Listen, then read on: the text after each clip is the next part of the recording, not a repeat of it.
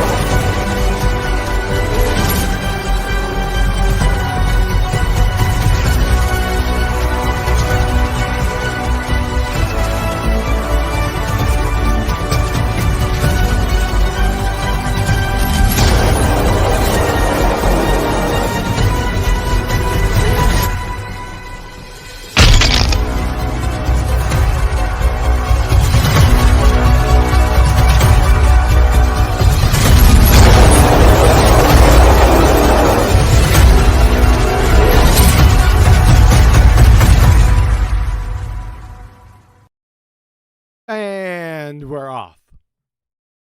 Welcome to BALLBUSTERS, episode 113.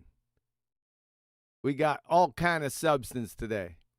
We're going to go over Dean Odle's debate with Greg the Locke and have a little bonus coverage. We're going to point out the actual true scammers and the scam. What do you think about that? Now let's send it over to the MC of ceremonies, the distinguished Nathan Oakley. Nathan Oakley, sir. Good evening. How are you, sir? Doing fine. That's good to hear. I've only just found out what the bonus material is, so it's going to be news to me. You've sent me a link time-stamped, and I've yet to look at it, so I didn't realise the urgency of it and that we would actually be covering it on the show. I just thought it'd be Dean Odle. Now, we went Neil's over... back in his house now. I just want to prompt Neil straight off the bat to say, Neil, have you actually got in touch with Dean Odle? I haven't, Neil. Yet. Not yet. Did you send him an email? Not yet. Been very busy. Okie dokie. So you're not in the bushes?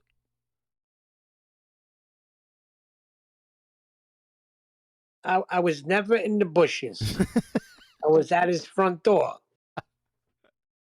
But yeah, I'm gonna take Nathan's advice.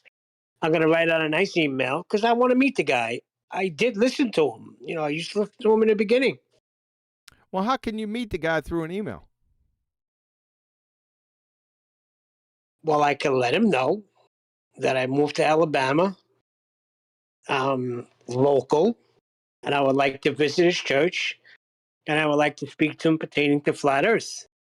that I Well- have some rock solid evidence that if he's interested, could help him in his debate. Well, I am going to give you plenty of material today. Ironically, it's a request for support of his assertions, and I'll give you the whole list today.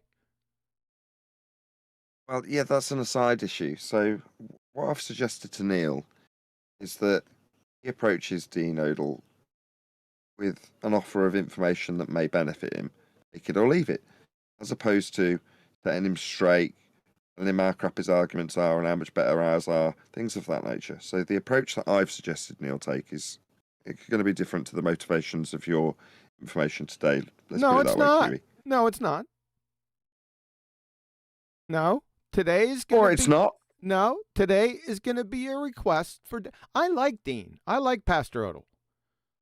This isn't going to be a treatment on him. It might turn into one, but I'm going to try not to.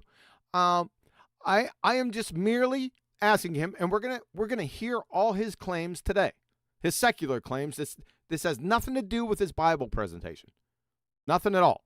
This has to do with him making a series of claims that he hasn't supported. And I'm just requesting support for his claims. I don't find that unreasonable. Do you? I'm not suggesting you should or shouldn't find that unreasonable. I'm just suggesting that it shouldn't in any way sway Neil in terms of his approach. Correct. I mean, the way Neil approaches it is up to Neil. And, I heretofore sign off on what you suggested. However, I'm going to give Neil some substance. Follow? Yeah.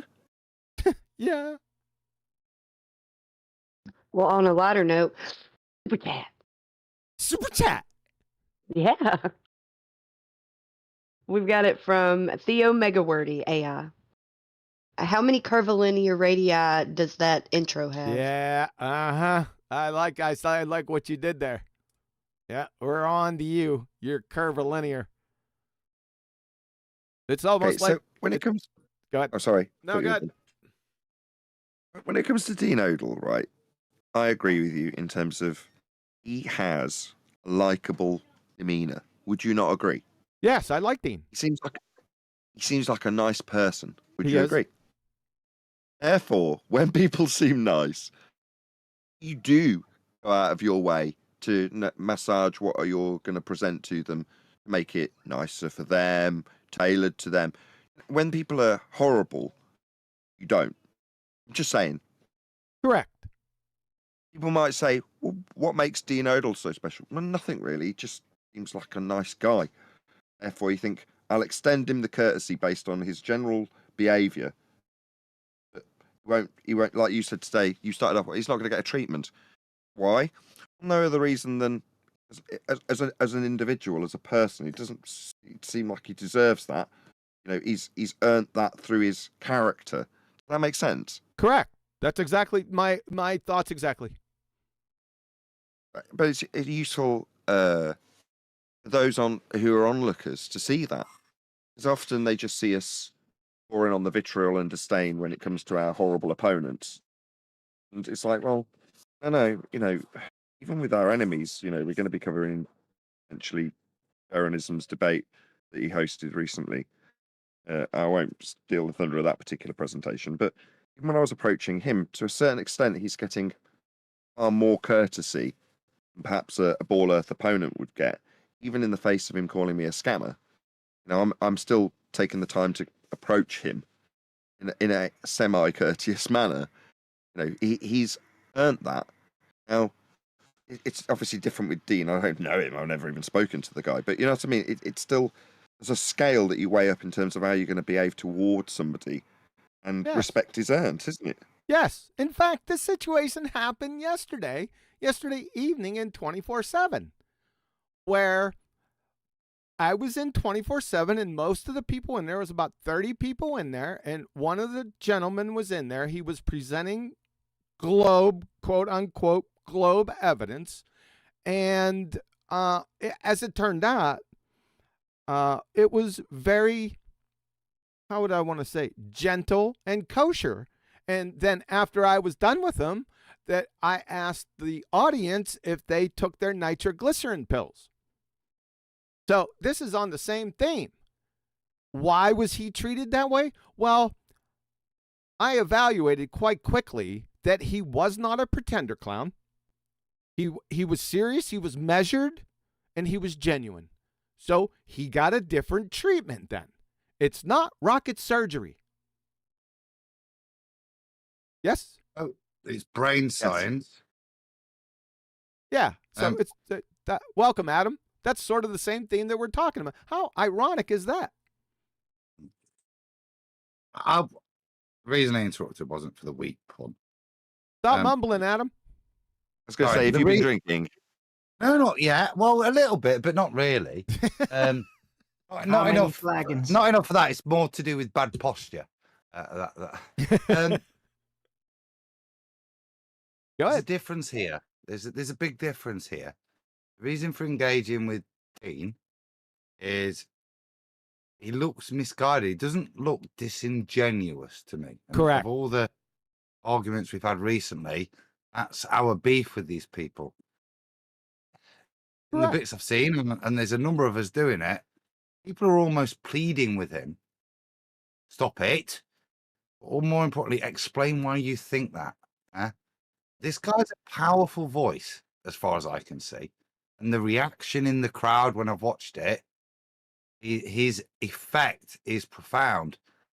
And I'd take this moment to appeal to him. The reason the crowd likes you and the effect you're having is profound is because you've backed it with facts. The thing that has got your support, facts, be those scientific or scriptural. The issue that people have got and the concern is the alternative that you're pimping. It isn't supported by facts and isn't supported by scripture. That's certainly why I have the only critique of the pastor. Yeah. Yes. The rest of his stuff, it's fantastic. Can we refrain from using terms like pimping when describing the good pastor? Pimping. He's pimping, mate. Yeah. He's selling dirt when he does that. And that's my issue. Yeah. Everything he's doing is fantastic. And then for some reason, he needs to paint a paradigm he can't support. That's pimping. Is it safe to say he just needs to learn the scientific method? No. He needs it broken down for him No. so he doesn't fall into this fallacy? No. It's not to it. Not I mean, the whole. Yes, that would be helpful. It's not the whole picture. Exactly. Yeah, I'm about to say exactly. the same Go ahead, issue. Nathan. Take over. Well, it's one part of it. When I remember learning the scientific method, not from my high school education when I learned it, but relearning it later in life from Quantum Eraser, it was a stepping stone. And while we might mock people like Spurs for having a grasp of it, but not a good hold on it when he's gone out and argued it, it would be the same for anybody else in this subject matter if they only had a good idea of science.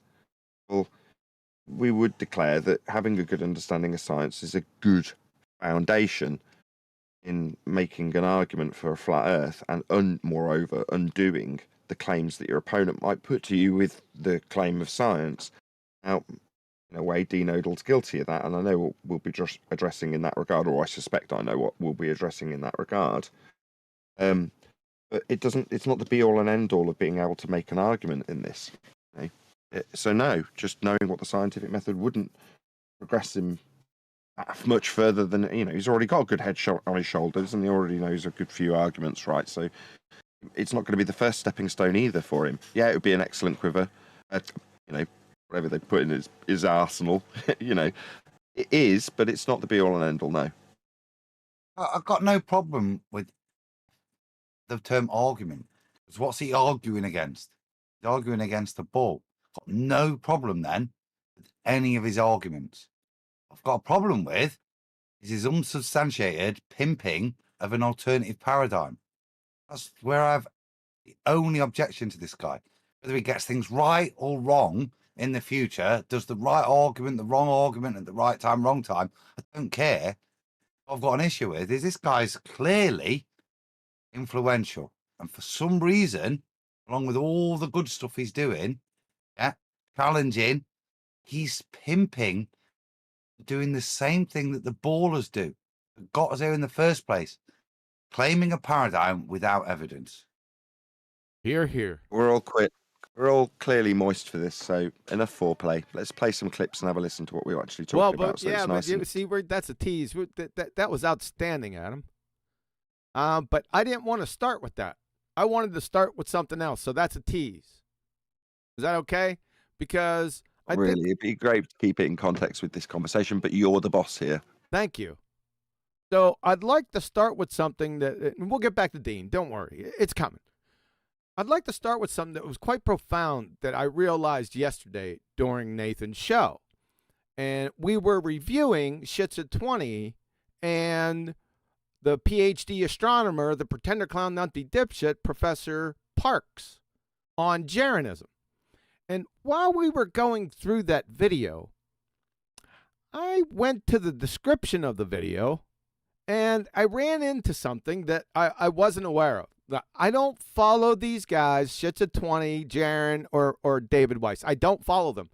Now, whenever they pop up on the radar, like in one of these videos, that's when, I divert my attention to see what they have to say. But I don't know what they're doing in the background. And when I did that, it just all of a sudden occurred to me who the real true scammers were and what the tactic that's been going on for the past year. So for the past year, it was mainly Jaron coming out and calling Nathan a scammer. And his rationale was that, well, science doesn't prove things. Now, if you just look at that just in a vacuum, it's really stupid. And then to come to the conclusion of a scammer, I'm like, what the heck is going on here? I mean, number one, why would you do that? There's no reason. Is this some petty second grade playground argument? Is that all this is? Just out of stupidity? And I figured that what it was, because Jaron, he's a moron.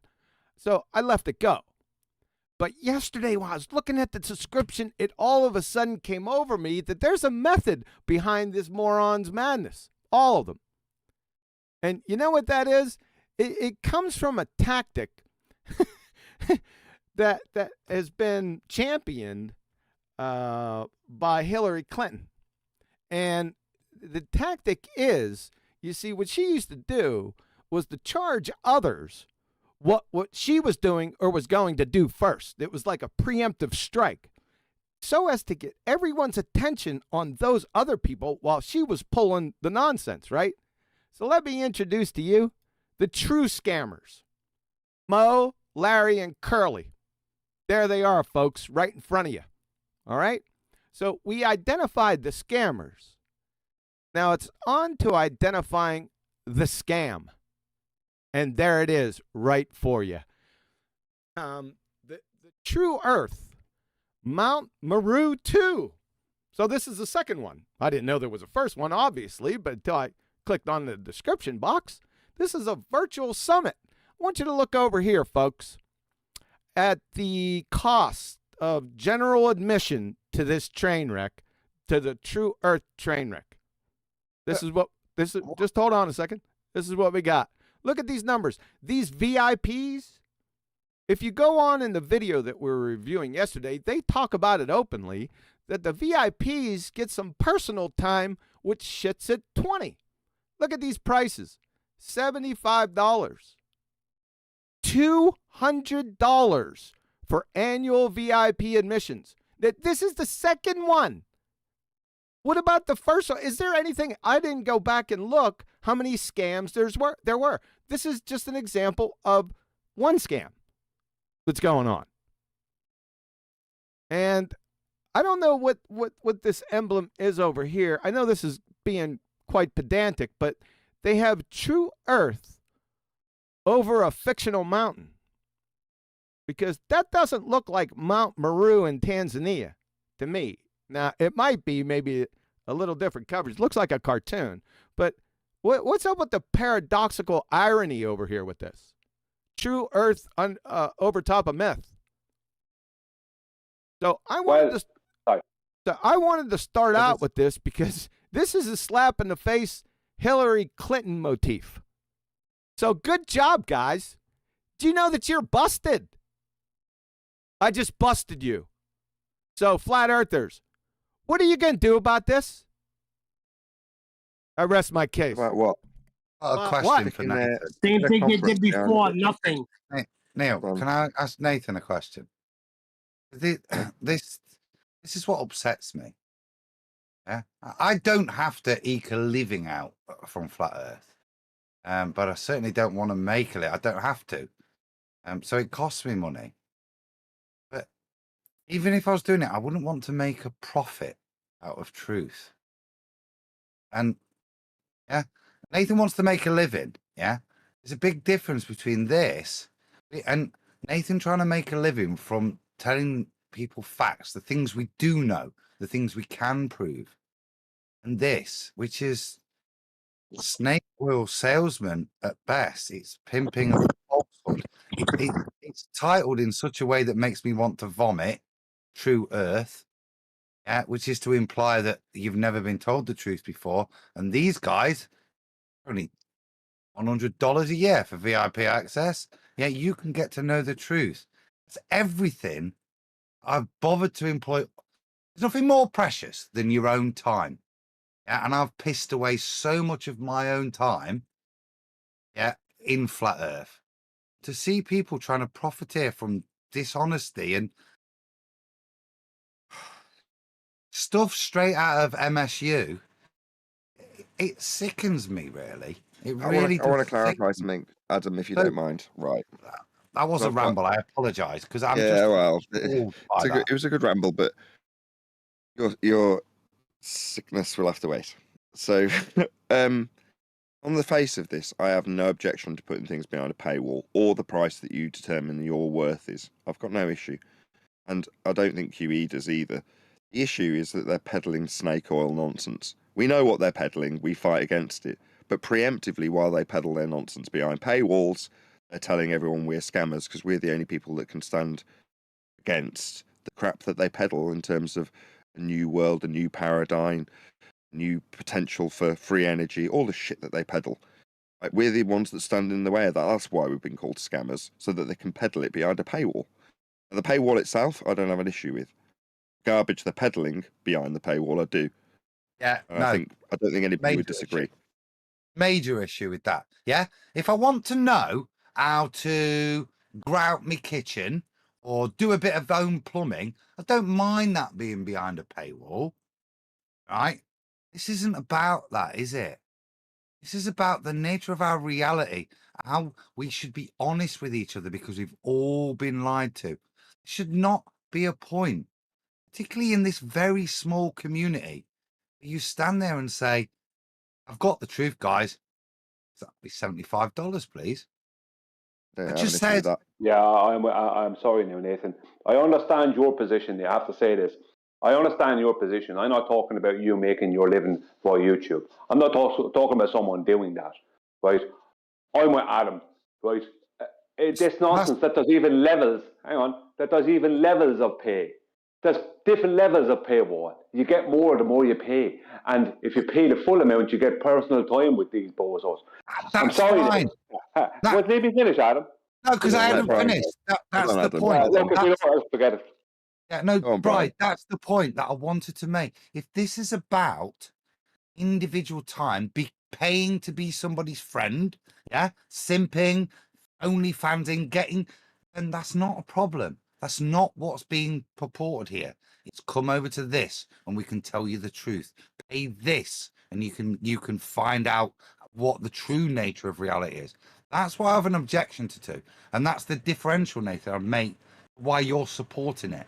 Yeah, not once do you withhold anything, for remuneration. There's never a point where you've put that caveat in. This is inserted. So I understand the contrast. I want Brian to go, but I just want to understand Adam's contrast so he doesn't interrupt Brian again. You're saying, because I haven't gone, okay, sit me down 10th and explain it so I understand it, this angle. I can clearly get it, so I understand the truth of how this proves flat Earth. Right, now I've got it. Hey, ladies and gentlemen, 75 quid, and I'll tell you how they measure the Earth flat. You're saying because I don't do that, it's allowed, it's okay. Yeah, but even if you Nathan. did that, Nathan, it's your prerogative. Like, who cares what these people do? If you guys That's can where I do was. it, That's Hey, where I was going Nathan with him. Thompson, your mic is a chainsaw massacre. sorry, I'm on a bike ride with my dog. I apologize. I love Yeah. the show. I love you. Yeah. I didn't mean to butt in. Now. Sorry. Okay, but that's precisely where I was going with him. But yeah, thank you for stealing my thunder, Nathan. But yeah, Adam, yeah. So because they've gone and learned how elevation angle works to prove a flat Earth, if I was to put that behind a paywall and charge 75 quid for it, you're saying that I'd be shunned, right? You wouldn't have a panel, my friend, would you? That's what I'm I think you asking. can do it. 'Cause I might well do something just like that. That would be absolutely within my remit to do. And then everyone on your panel would say every bit of knowledge out free. We'd go and join Flatsoids, or we'd go and see Bev and announce everything. We wouldn't do. Do you understand? There's a collective. You're the leader of the Fed, yeah? There's a collective, and that collective has standards. Yes. Sorry, Adam. I thought you were jumping in. I didn't realise what you were going to say. All right. Okay. Go ahead, Brian. But yeah, outside of the YouTube situation where you have members only content, but that ends up coming out to everyone eventually. What they're doing is different, Nathan.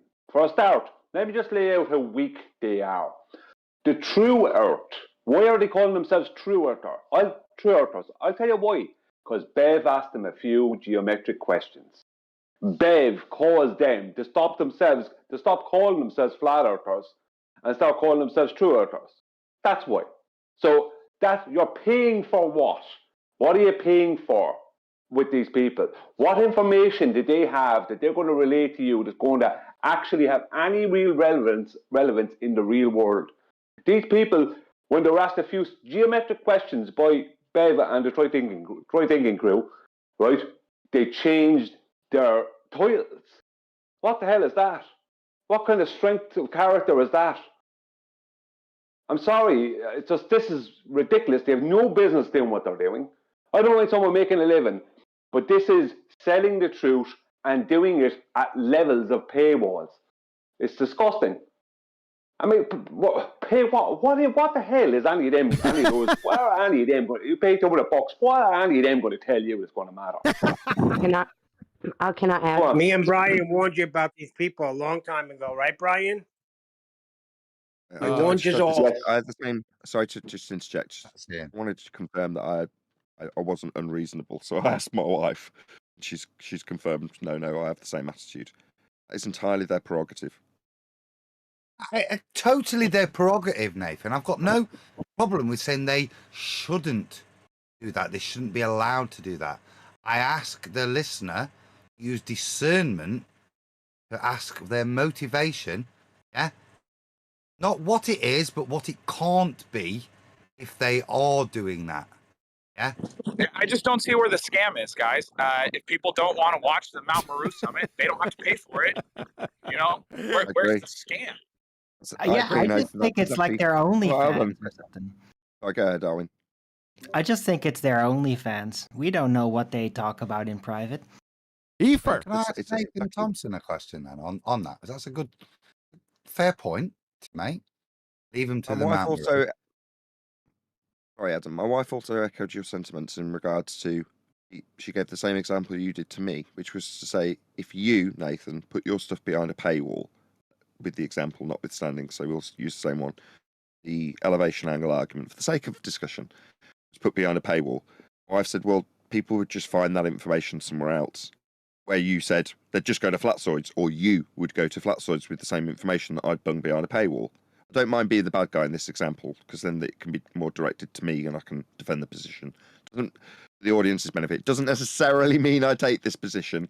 I'm just keeping the discussion going in the negative. So don't take what I say to be read and my opinion necessarily. But in this instance, this specific instance, it's their prerogative. They want to put their nonsense behind a paywall, fine. And nonsense will permeate out If it's good, because it's good, it'll make its way out anyway. If it isn't, people can pay they vote with their feet. They pay if they want to, like Nathan said. Thompson. Brilliant. So we I'll go after Adam. therefore say that the consumer market will cite what a scam is. So we don't need to have to call out scammers, and we know they're scamming, because the market will resolve that and point it out. No. Yeah. So if this, like I said, if this was about how to put up a bit of drywall, and the information was market, it's not about that. We didn't come into this thinking, oh, I need a piece of information that I'm prepared to pay for to fix a project. We came into this knowing we'd been lied to. People to continue in any form in this realm, this particular topic, with any form of deception, indictment. Yeah? An indictment as to the integrity of the people you're dealing with.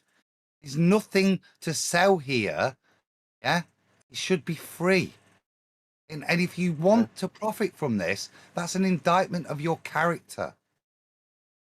I take that personally. Well, so it's an indictment of my character if I want to profit from work. Are you going to profit from withholding information, Nathan? Essentially. The day you do, the day we're done, isn't it? You don't do that. Yeah. Your friends around you wouldn't allow you to do that. You profit from the titillation of the debate, the arguments, yeah? If people want to know the truth is out there. The information in all the shows we do day after day is there for everybody to access. It's there on QE's website. If we were to update something, it'd be on QE's. It's there free of charge. People pay for the entertainment you provide. You've taught this week how you have to go into character. For the entertainment of the audio, for the podcast. That's very different, right, to saying to people that if you want to know the truth, give us a couple of quid.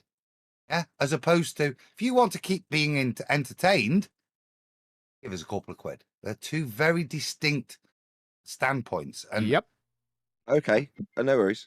Can I add? Hold on a second, Brian. Brian, hold on, because Flatsy did want to add something, and she got overtalked by three guys. Flatsy.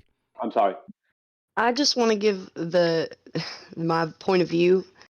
Somebody came after you guys first, and these guys called you scammers, and you're not doing anything but giving people tools to be able to, take in information and be able to process it.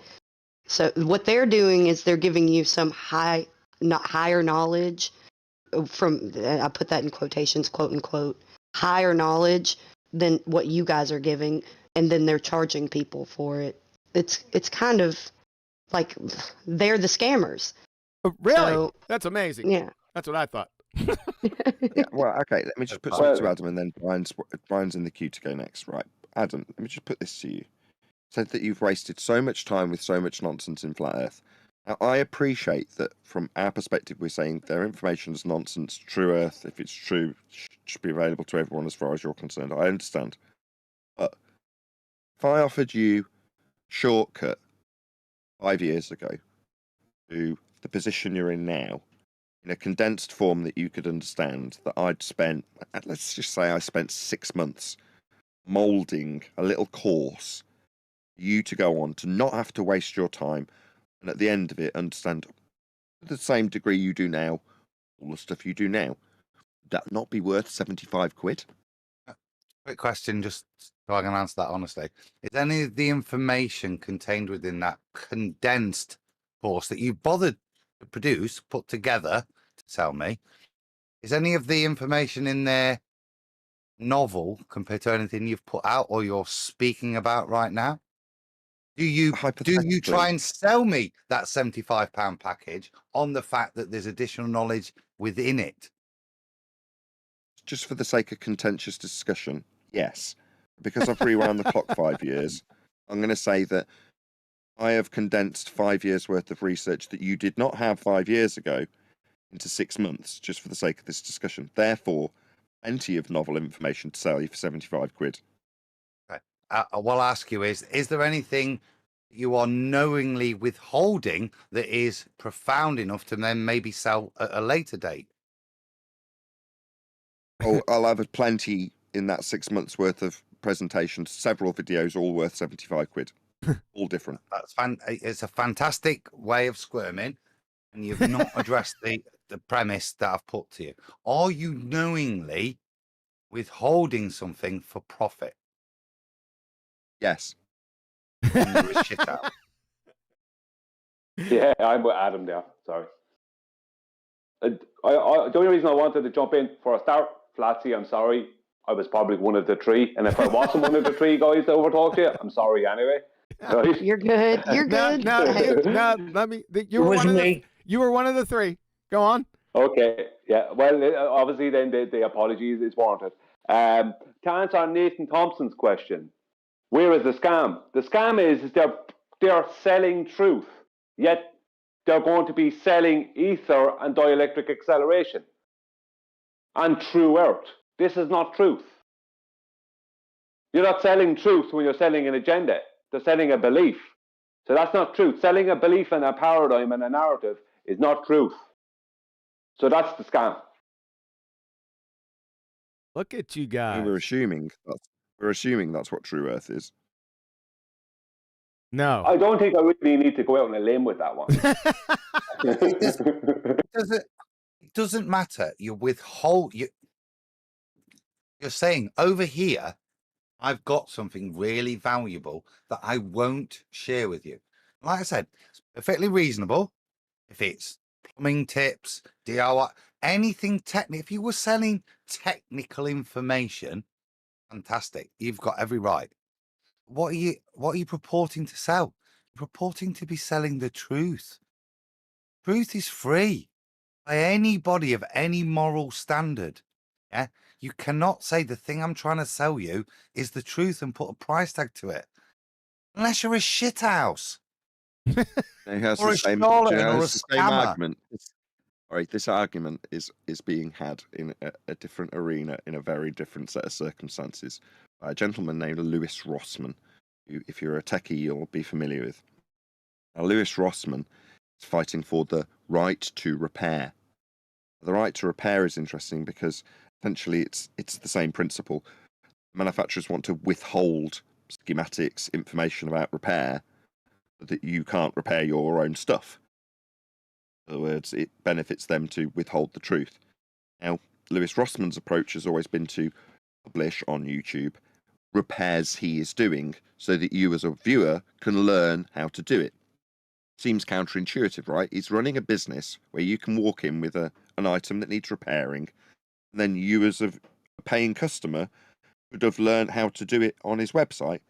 And his attitude is absolutely, you're a shithouse, as Adam calls it. If you're charging to withhold what should be freely available to all. Now, if you want to pay me for my time to do the repair for you, then obviously that's going to have an amount, and I don't think he would particularly harp on about the minuscule amount of money he makes out of YouTube, but there's also that revenue stream that comes from him putting the video up.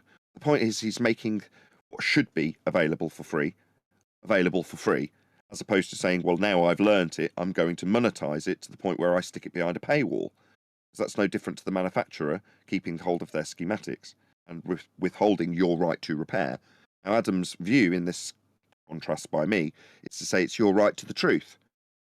Who are you to withhold something that you've now researched? Now I'm going to respin it one more time just to see if I have any success this way to fight on our opponent's behalf. You won't. We'll see how I get on. If I happen to be that reclusive type, let's say I'm 10th man, I happen to go out and spend several £1,000s on researching the elevation angle argument, and based on the information and the several months that he's put into and the several £1,000s worth of information that he's had to acquire to gather that information, would it not seem unreasonable to put that into a lecture or format that is chargeable? Book, for example. Did he? Is that it? Oh, he shared it with all of us for free. Or did he? And then this is the Book point. is different. After he released it, as he did, yeah, he bothered to collate it. And if somebody, it's a bit like Antonio Subrat's Book of the Sun. Yeah, I bought that. There's no profit in from it. The information, all I had to do was rewind his YouTube channel. And I bothered to buy it. Got benefit from giving me the collation, doing me a job. What he didn't sell me was the knowledge in there. The knowledge was out there. His best, whether it's true or false, his best understanding he gave freely. Yeah, because it's the truth. His knowledge. It's not what. This is what I want. We talked about the word plum, and I've used the word shithouse. Word. It's important the definition of what it means when I've used it. It means somebody whose word means nothing. It's of no value to you. Whatever they say, don't put any inference on it or reliance on it. They're a shit house. Yeah. So once they've shown you they're a shit house, they're done, aren't they? And this is the point. This action, I'll tell you the real way in which the world works, the real truth about the reality, knowing that you've been lied to, which is why we're all in this same room together, because we're all lost souls. I'll tell you the truth if you give me this. If you don't, then we can't divulge it. Then you're a shit house. Rant over. Well, I say that I see whatever Witsit and all them have to offer. That okay, so debatism. Now he's got a debate platform. Witsit has like these courses, the schooling the Globers courses and all that kind of stuff. So you go to his channel, pay to, and you can learn things, but you can come over here to QE's and learn everything you need to know for free. You just have to take some time, sink some time into it, and you can learn all you need to know for free. And then I see Nathan's platform as a place where if you've got claims, this is where you bring your claims, where they'll be evaluated properly. So Yeah, Flatty, exactly. You can come over here and go to FED and learn for free all the debunks of the supposed truths that these people are selling for $75. Hey, so okay, well, that was going to be my last point. That was a nice segue from Brian because I was going to leave this till the end of this discussion, but I'll segue in because of Brian. If all of the information that they're supplying, you said it's not a stretch, Brian. I can't remember what the words you used, but you inferred that you already knew damn well what this course was going to be about.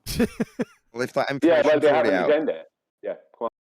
well, they've already got that information out there, and we know what is enough to critique this as a scam. Or you guys critique it as a scam as it stands, with me in the opposition to that. Well, if the information's out there and they're just putting it into a condensed format, a bit like a book, a personalised book that you can sit with for 75 quid and have it verbalised by the individual who wrote the book right there and then. I mean, from that.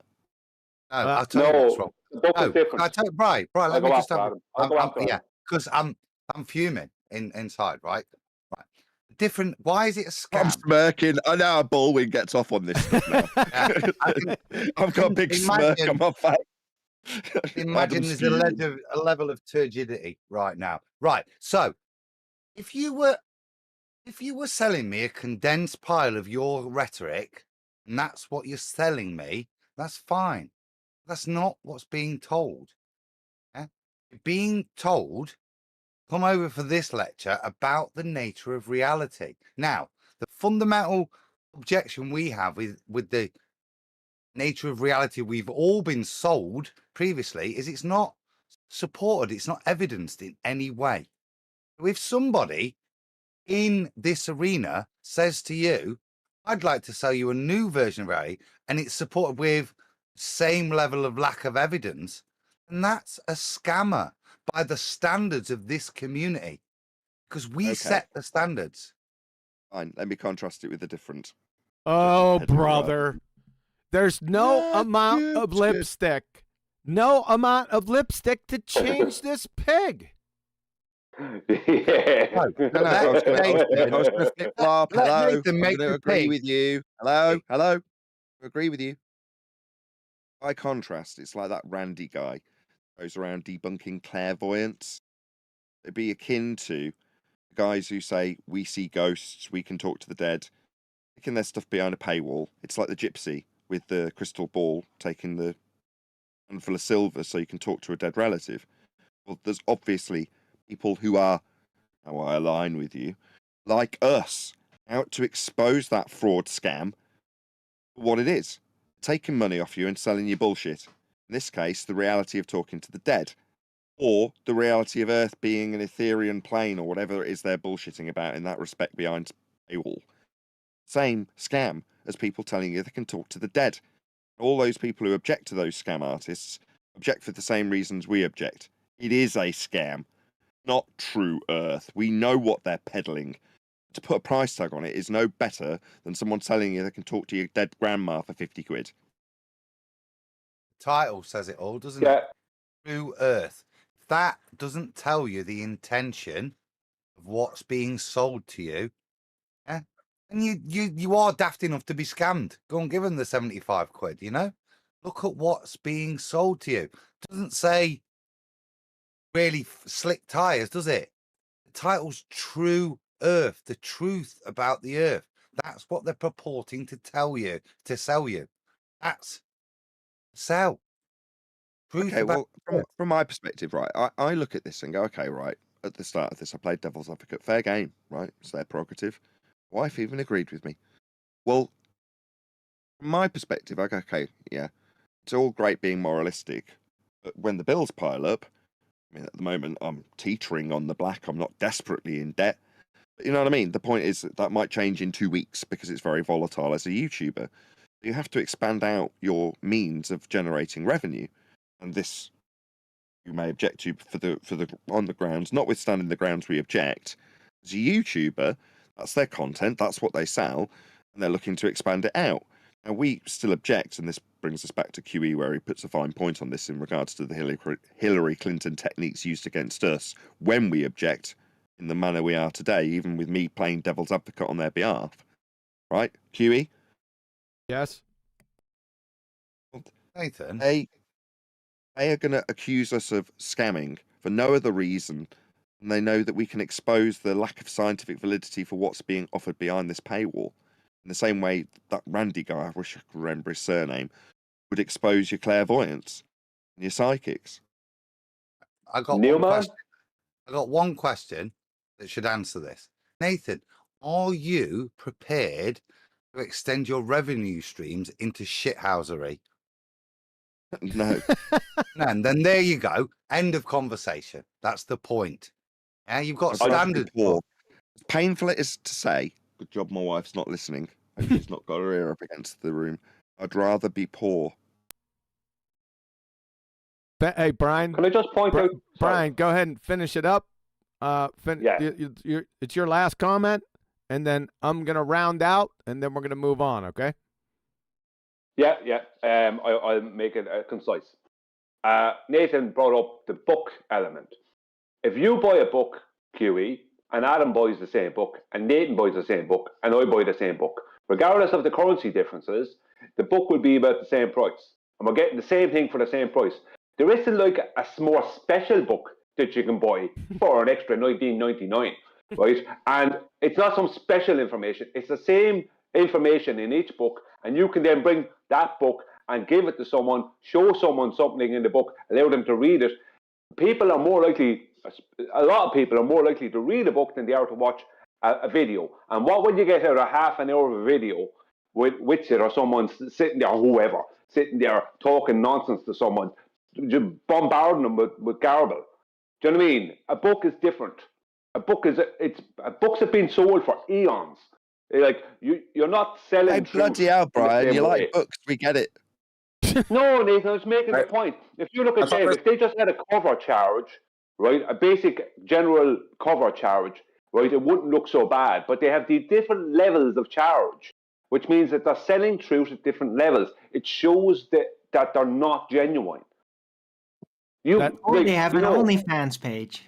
Yeah, exactly, Arwen. Now, I'm finished. Thanks, Dewey. Okay, so that's it.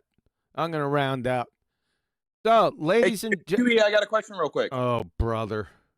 No, I got a question. It's a good one. I on your debate with Caleb and Fight the Flat Earth, something about light being electromagnetic radiation was brought up. and you said how photons are neither electric nor magnetic. Yeah. And so I just heard Austin the other day saying light is electromagnetic radiation. So Austin's agreeing with Fight the Flat Earth, and you have a disagreement there. I was just wondering if you could expound on that. It's not an agreement or disagreement, and that's a totally different topic that I don't want to get into right now. So, fair enough. Yep. I'm going to round out here this topic. Ladies and gentlemen of the jury, I introduce to you the scammers and their scam, one of their scams. They have taken the beloved flat earth, our beloved flat earth, and are currently adulterating it with their Tootsie Roll dicks. This is what is going on right now, flat earthers. Now, what are you going to do? Let's see. We'll find out over the next month or so what you're going to do. I'm going to end it right there. And then we're going to move on. What I'm going to do. You got a super chat. Page. Super chat. Joke. Super chat. Okay, Tony Whitcomb. A guy called Aaron Swartz wanted free information, and it's the saddest story. YouTube, the internet's own boy. 1 hour, 44 minutes long. Check it out, peeps. I just read it for what it said. I don't know. Sorry. Go ahead. No, thanks a lot, Tony. Appreciate it. On a slightly different note, you can check out my nipples on my OnlyFans page. www.nathanoakley.com/OnlyFans. Ew. I'll give you £3.75 for that. One nipple. Doesn't have pictures of ballers actually sucking your balls? Hey. No need. Hey. No need. I a family close to the show. line. Owen had to take it over the line, didn't he? Yeah. Worst the line teabag would have been sufficient, wouldn't it? There? Yes. Fair enough. Sorry. Okay. Nathan, All right. I heard they cut glass. You heard that what? I heard they cut glass. You're not Oh, wrong. brother. All right. That'll be enough of that. Okay, so do we want to build up this Dean Odo again for a good transition, or just rock and roll right into it? Oh, I was Like there. Dean Odle. You were there? Oh, okay. You go ahead. Yeah, Dean actually apologized to me for calling me a wolf in sheep's clothing from the pulpit, so I really appreciate that. Austin was there. We didn't have any beef. I gave him a pound. Said, hey, no big deal, whatever. So it was a good event, bro. I really, really had enjoyed I'm glad I drove from Las Vegas to Tennessee to watch it, bro. It was amazing. Really? How can you sit down with Austin? Your thoughts, Nathan, on this thing? Not necessarily the scripture debate. I understand where you're set on that. In terms of the summation of what Dean is pumping out to his fellowship, and I suppose from a Christian point of view, that's more important thing, because he's challenging Greg on, you shouldn't be saying this to your ministry, yeah, because it's not supported. And I suppose that's, without the Christian, from a flat earther point of view, that's the beef we've got with Dean. Are you of the same opinion that he shouldn't be ministering stuff he can't prove? There's no proof for ether in scripture. I think Dean didn't mention ether one time during the debate. Yes, he did. Oh, yes, he did. And we're going to be going. Right. You might want to sit down. What did Dean say about the ether? We're gonna get into it. Okay, covered. You were there. You tell us.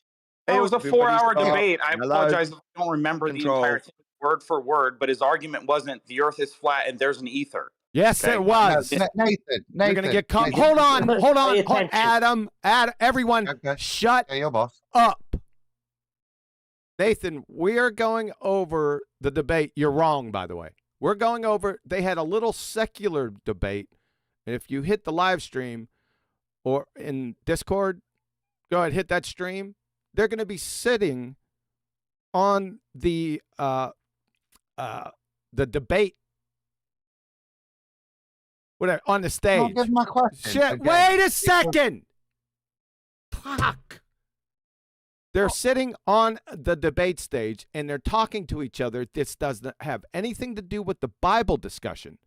This is just purely the secular flat earth that they discussed for nearly I don't know how long it was, maybe an hour. So I don't know if you've seen that part. That's what we're going to be evaluating today. Nothing about their Bible discussion at all. Follow? Yes? Good. Okay. So Nathan, can I ask the question again? Because you've just kind of clarified it. This is the point. This is why we're here. We've got no problem, because we're probably on Dean's side with regards to use of scripture in terms of the flat earth, ball earth argument. And that's Dean's objection to Pastor Greg misusing scripture. Now, and ministering to his people a particular rhetoric with the assumption that it's based either on scripture or on some kind of proven scientific knowledge. Yeah, this is the issue we've got with Dean, not anything else, just these particular parts that, along with all the good work he's doing, which is bloody brilliant. I've listened to it, yeah, interspersed amongst all of the good stuff, he's putting in this Ethereum rhetoric. It's being confused with the message, and it's not supported, and it stands the same standards that Dean Odle is challenging Greg Locke on. You can't support that, be that scientific evidence or scriptural. You can't support that, and that's why he's won so much. We've got an issue with those particular bits that he's doing the exact same thing with, and the only bits he's doing it with is in reference to ether, painting a new paradigm again. You get me, Nathan Thompson? Do you understand Yeah. this question? Yeah, there was a question there. It just sounded like he was upset. It Dean was. mentioned ether. No, I was just trying to express why any of us here have got a beef with Dean Odle. It's not on 99% of what he's saying. I think We're in Adam's a agreement with it. quarter of a flagging in. Can I summarise what his question would have been? Please. Question's basically, do you agree with our stance that when he's criticising his opponent for the approach to having evidence for debate in scripture, that same standard should apply? Would you agree with us that that's a reasonable beef to have with him? Yeah, that's a reasonable beef. If he's challenging Greg for stuff he can't prove, he shouldn't also make claims that he can't prove. I'd agree with that. Perfect. Is that okay, Adam? Would that be a reasonable summary of what you were asking him? Infinitely more succinct. And Nathan most likely didn't see this part of the debate, obviously, or didn't hear it. Yeah, I was dealing with Geo. I was dealing with security walking up to me, telling me how they got tons of emails about how I'm going to cause problems and stuff. It was wild. I was dealing with a guy who was getting demons cast out of him right in front of the church. Showed up drunk. There was a lot going on. I might have missed that part. I apologize, guys. I love you. Yeah, you're okay. That was like a riot. That was nice. Was it good? What was the vibe in there? Just out of like, what was it like? Unreal, bro. Unreal vibe. So much energy. And to watch Greg weasel on stage, bro. He was like he was a snail and someone poured salt on him. The dude was melting the entire time in front of his whole congregation. It was hilarious, bro. That's how it felt. Because it got to the end and there were points that Dean's making, and you can hear the applause and the support. Yeah. And then it's when he gets the other guys get into it, and he's appealing to his audience to turn up tomorrow, and almost threatening them. You could tell, and that's what I want to do. Was it like that? Because the vibe I got when I watched it was that he absolutely battered him, and this guy was backed into a corner and behaved, if I'm being honest, in a very unchristian manner. You think? Yeah, I'd agree, bro. I'd agree. We had people at Dean's service next morning that have been going to Greg's church for a long time and said, I had to leave and come to this service. So it happened, but I'm honestly sad about it. Like, I feel bad for Greg. He embarrassed himself so bad, dude. Yep. Before you get into this, I've just got one more question about the presentation. Sorry, just one quick question for Nathan. As you were there at the time, you can answer this, right? The video presentation, Pastor Odle was quieter. Is that the case there? Pastor Odle, what? I'm sorry? Was quieter on the video. Yeah, he was way more relaxed, way more calm. He just It's not what I way more mean. ice. I mean, the level was lower. Oh, they lowered his mic. Yeah, I noticed that too. It was harder to hear him. Yeah. That was the Was that same the in the case in person? auditorium. Was that the same in the auditorium? Exactly. I did notice it in the auditorium, only on the playback video, just so you know. Right. So, in other words, on the recording. Okay, no worries. Thank you. One more question then, before you do. You were there, Nathan. So I've talked about the crowd. I would assume roughly it was 50-50.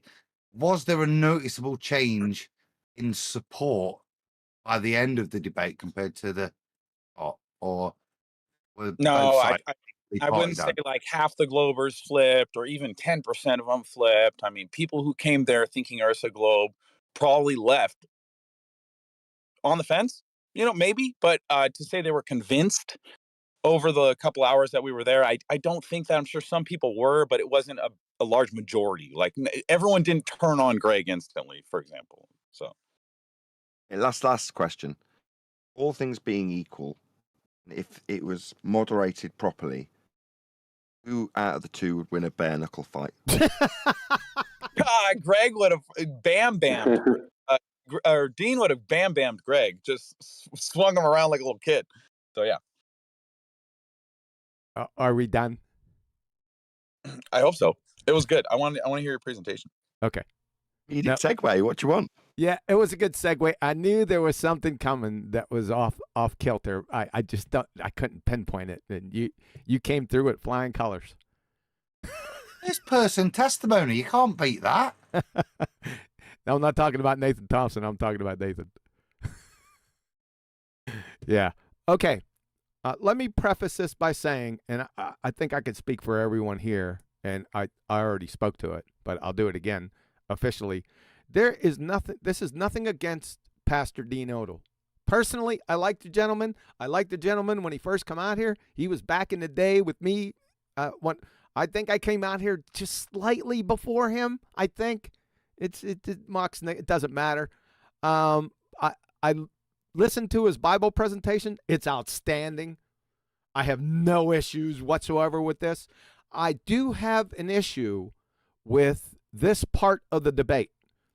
And the issue is that if you're going to speak on a platform venue about flat earth with authority, then you're going to be held to a higher standard. And you should be held to a higher standard. You have to support your claims, simply. That's all it is. And be precise and accurate. That's all I ask. Is that unreasonable? To me, it's not. If it is to you, then you got big problems. Okay? Now, can we move into it? Here we go. This place, because in 2015. Can you hear that? Maybe turn up a slight bit. Yeah, it's a little low. Yeah. Let's try it again. 15. The Lord spoke to me about 2 months before God. Fine. It could be a bit louder, but I can hear it. I have headphones in, so I can't speak for, obviously. Nathan's going to complain, and Flatty will be honest. Yeah. We're going to keep interjecting, or are you just going to play a chunk? Now, we're going to be, I'm going to play a chunk. I'm going to stop and interject when I stop and interject. Yeah, but we're not. So just play it, and we can turn up and down here, can't we? I can't hear it at all in here, but there we go. You can't hear this at all. Turn your volume up. The hearing volume. It's 100%. It is 100%. Oh, boy. I'm going to start to blow the ears out of the YouTube guys. The banana out. All right, we're gonna go. Really opened my eyes to this, and he said, I got something else to show you, and it's big. And I thought, what in the world could it be? I mean, I'm already casting demons out of Christians. I'm already, ostracized with that. I had to walk away from the Assemblies of God, just become independent, And I said, what could it be? And so a friend of mine that had gotten saved out in Hollywood, I mean, this guy worked with all the big folks in Hollywood. He gotten saved, and I was kind of mentoring and discipling him from a distance. And one day he just sent me this question. He said, does firmament earth ring a bell? Now, he's already a little strange being in Hollywood, but I was like, what is he talking about? I don't even know. So he sent me this video. And it said nothing about flat earth or biblical cosmology. It said nothing about it in the beginning, but I just started watching it. And the first part of it was a lot about NASA's fakery, where they've been caught faking stuff with the ISS. Ladies and gentlemen, I'm going to stop it every now and again arbitrarily because... Before you do, on your desk, click B1 on the PC line, and we will get sound. Go. Say that one more time. On the desk, not on the desk, B1, click it's halfway up the line. On PC's line for the sound for the just B1. You're talking about B1 in voice meter banana? Yeah, for PC. Yeah, Whatever your line is for the PC. I did the PC. Did you press B1? I pressed it now. Perfect. We should get sound now, people in Discord. I got a point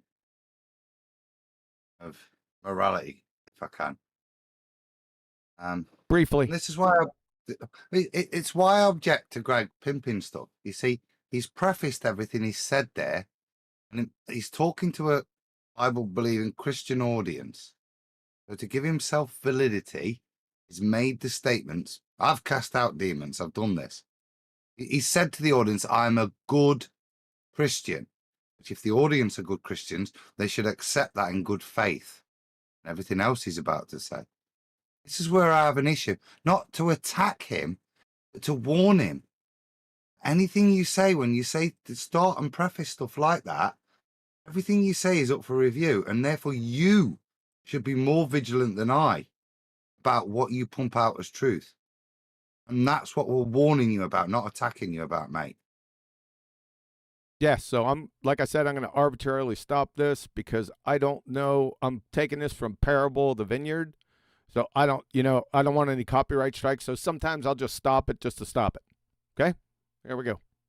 Yes, and all kind of stuff, and the moon landings and all that. And I already didn't believe in the moon landing. So he sent me this, and I'm like, what is he talking about? But as it got about halfway through it, the Holy Spirit just came all over me. I knew. I said, you know what? They've lied about everything. Not just some things, but everything. And I began to see, the high altitude balloon footage, and there is no curve, and the long distance photography, and there is no curve. And we've done the experiments ourselves and yeah, I'm going to have to stop you there, Dean.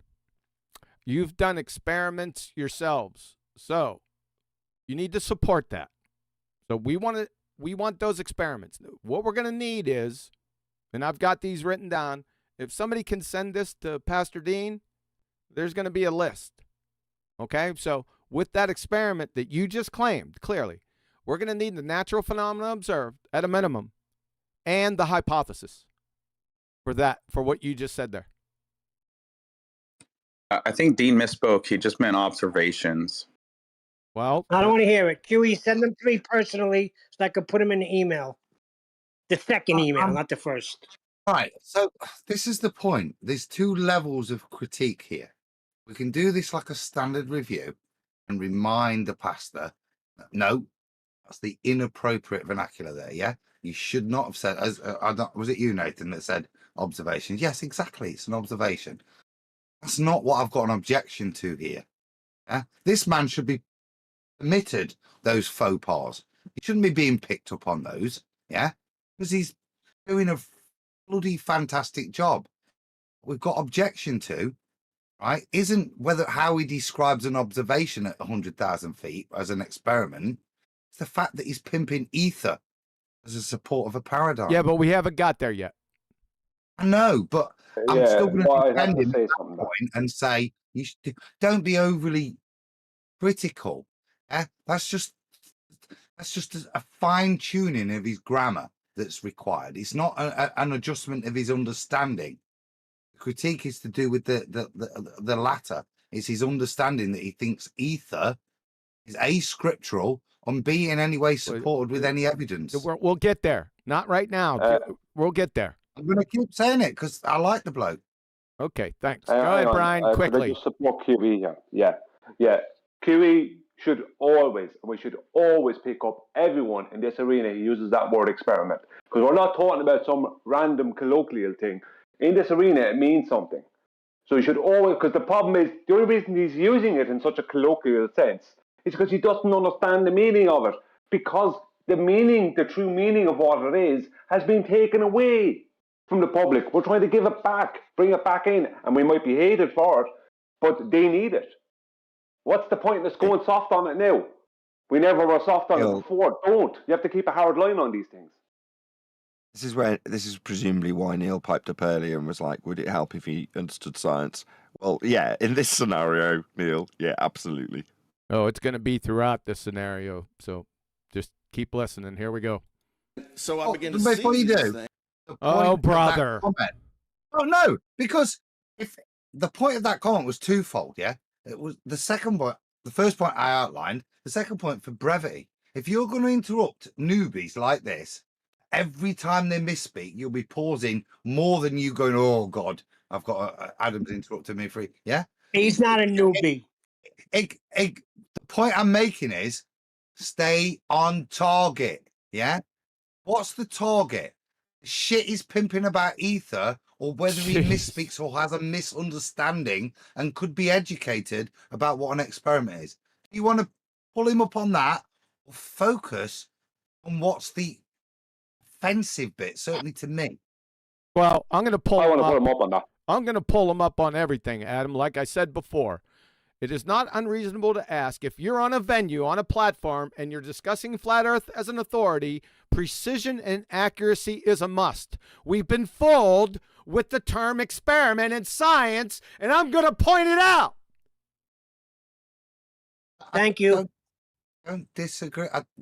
Did I disagree with that? No. I said I thought the point of this review, we discussed earlier, was to deal with the big issue. We will. We're not the there yet. not the multitude of little issues that I know will keep cropping up. But I'm that gonna- is the big issue, Adam. That is a big issue. Experiment. Yeah, science. He's going to be promoting pseudoscience because he doesn't know science. So experiment is the big issue. I'm Yep. sorry. Here we go. That wasn't that. My point was the point of how many times do you want to interject? I'm gonna do it as many times as every he says time it. he says it. Yes. Because he's going to keep saying it. You betcha. Okay, things, that's fine then. and I I'll was take the like, piss wow, along and with then you. I pulled the Bible out. Right, again, let me and just, went back. can we not Oh my have constant interruptions, right? Can we just have at least 20, 25 seconds of this clip, please? Yes. Unless he and says go, experiment. Knew it. I knew that was going to happen. I began to realize I have believed what men had to say about God's creation instead of what the Bible just plainly said. And Amen. I realized, even in my younger days, when I was in my 20s and 30s, I would read Joshua 10, where Joshua told the earth, he told, he's standing on the earth and he tells the sun and the moon to stop moving. And I would always say, wait a minute, Lord, how does this happen? Because he didn't tell the earth to stop spinning.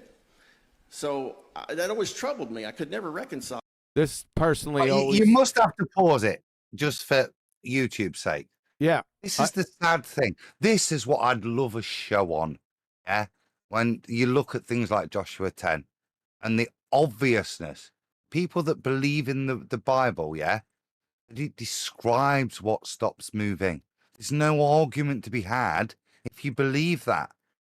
This is what pisses me off and why I want to make the decision. These are the amazing things, the message that he's bringing, and I want to support that message. Yeah, it's brilliant. And I assume this is where the other pastor attacks it. And what does he do, Nathan Thompson, at these points? Why Why happens? Let's not get into conjecture. First of all, I wanted to stop this on a personal note. That this really rocked my world because I've read that passage so many times. I'm just going to show you how powerful indoctrination is. I never caught it. I mean, it had to be in the hundreds of times going through because I like that. I like the book of Joshua. It speaks a lot to Revelation, but I digress. And I went through there. I never caught that. I really didn't until that came out here. So that's pretty powerful. But- I agree. I just wanted to stop it for that. Also, to stop it and to say that I will be evaluating Greg Locke also, by the way. I mean, he's on stage.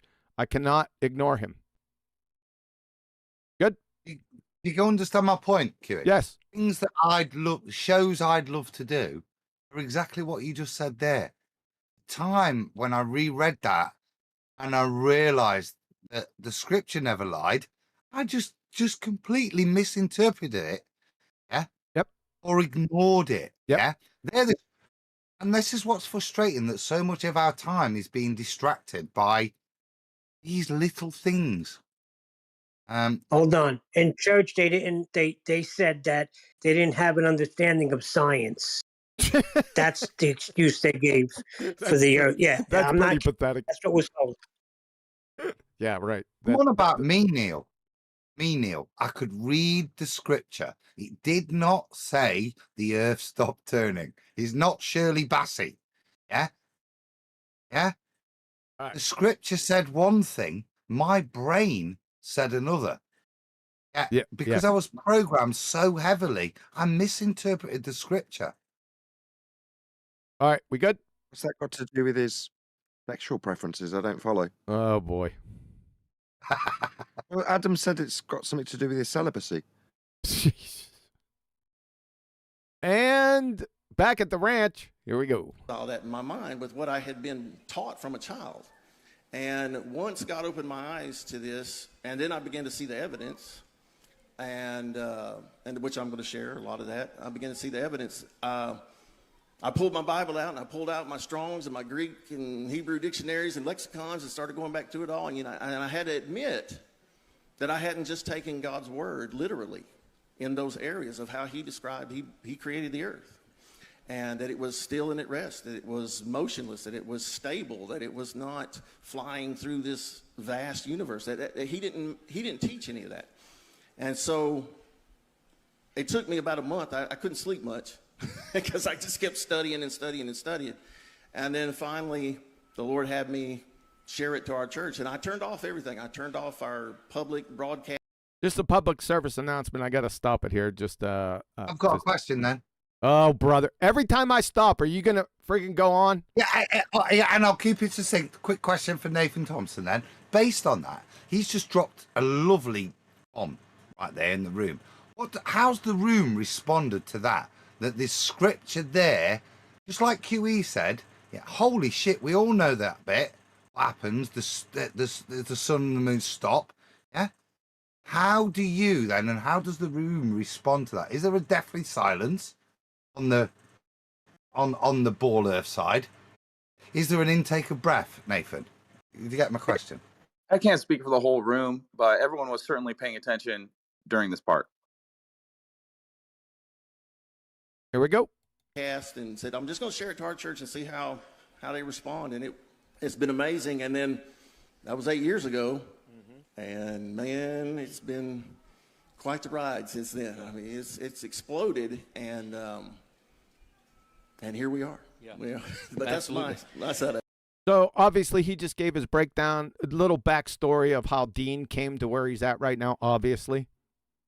So we'll continue. Yeah, a lot of our folks and even a lot of people watching maybe aren't as into this and understand the reality of it. And that's one of the reasons I think it's good that two pastors are discussing and debating this. Reality of what? What are you talking about? From a segueing away. Yeah.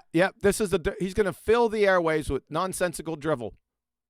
That's what he's going to do. If you looked at him to answer Adam, because this is now relevant what Adam asks, or to Nathan, if you look at the guy while he's going through it, he's tapping his feet and he's taking what seems like a dominant stance while releasing nervous energy. Yep.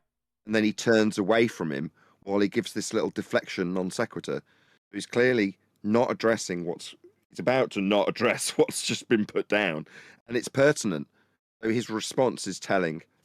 That's going to be a pattern throughout. But yes, you're all over it. I was good. You're quick on the uptake there, Nathan. Yep, exactly.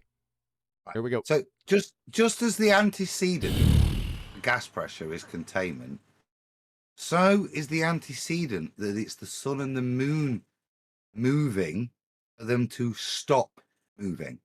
Yeah, that's what's just been put to him in Scripture. Yep. Pastor versus pastor. This is not a science debate. This is a scriptural debate. What's just been put to him is a clear statement in Scripture about what's going off with the celestial objects. Yeah. Yep. There's no. So unless this pastor's got an objection with Scripture, it's a kind of end of argument. Yep. This is one of the most fundamental kind of points of Scripture. You can talk about Enoch and looking at, but this is crucial. Is it Coriolis or not? Is the question here. Does Scripture think it's Coriolis? The point that no. The point is that he's not going to deal with what Dean just said. That's the point, Adam. And we're going to witness it. Right well, that was the point, and he screws away, doesn't he? Yeah, he stops it. No, just read. If you give me a J, oh, listen brother. to what he says. No, listen, because he takes it away from the definitiveness of what I've just outlined. I won't do it again.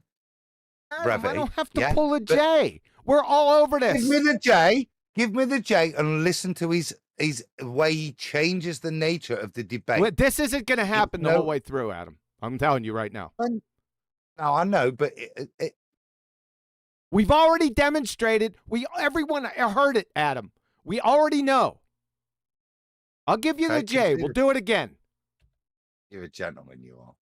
Watching maybe aren't as. I got to do another J because he's just started. There we go. And here we are. Yeah. But that's my side of it. Yeah, a lot of our folks and even a lot of people watching maybe aren't as into this and understand the reality of it. And that's one of the reasons I think it's good that two pastors are discussing and debating this. Again, non sequitur. There you go. Yep. What's the reality? What the Scripture says. Yep. Do you see how he's changed it? Yes. Two pastors debating now. No, they're the words in the Bible. Either accept them as they are and what they mean, or tell me why they don't mean what they obviously mean. Correct. Please. Well, what he's saying there is he's saying, forget it. We already know what he's saying. Everyone knows, and we can't do this the whole way through, guys. Can't do it. We'll be here for centuries, okay? Everyone already knows what's going on. Okay? Can we move on? Thank you. From a biblical creationist standpoint. But what I find, and some of this no doubt is perception, because this is so new to me, and you have to understand, I'm going to be... What do you mean, the Scripture's new to you? So he's off topic already, right? And he's just filling empty words into the ether. No, they're not. No, they're not. No. Not empty words. They're very telling. When he says this is all new to me, he means to have to contemplate this. Is it contemporaneously as it's written, literally, is new to him. What he's previously done, I read between the lines of what he just said to mean, I previously just did what all the ballers do when there's something that stands in their way, ignored it, or rationalized it, or dealt with it. So this is new to me, is him saying, facts of the matter in the Bible to be taken as read, that's new to me. In this respect, that's what he's saying. It's not empty words. He's just realised the point we've been banging on about. Yeah, the shit has just suddenly hit the fan. So he's saying contemporaneously, this is new for me. The realisation that the Bible says it's the sun and moon that stops and the stars that's moving. That's what's going on. It's just dawned on him, mate. This guy, respectfully, has given an admission there. How many times are we going to go through this, Adam? You want to repeat it 5 more times, Adam? Yeah, because I tell you what, this is a more important point. Adam, please, bro. Please. We already know what he said, Adam. You're killing me. Can I summarize Adam's point? Oh, my God, no. In the way that I discuss things tonight, because I can be very bombastic, right? And I don't want to seem abrasive. I don't want to come off as a jerk for Jesus. What does that have to do with the discussion? Nothing. But here's one of the things that bothers me from the beginning. And I just want to ask you a couple of questions, because You're really the one that we brought here to. So now you're going to ask him a couple questions, but you're not going to deal with his point that he just made about Joshua 10. So you're just going to bypass that. Now you're on your own incoherent agenda. So, okay, the floor is yours. Let's see what you do. Explain maybe what we don't understand, what we're trying to figure out, right? So he's come to explain what you don't understand, what you're trying to figure out makes no damn sense at all. No, he's just given an admission there, hasn't he? He just said what we do. He's now mitigating for his position. Right, and so there's no need for me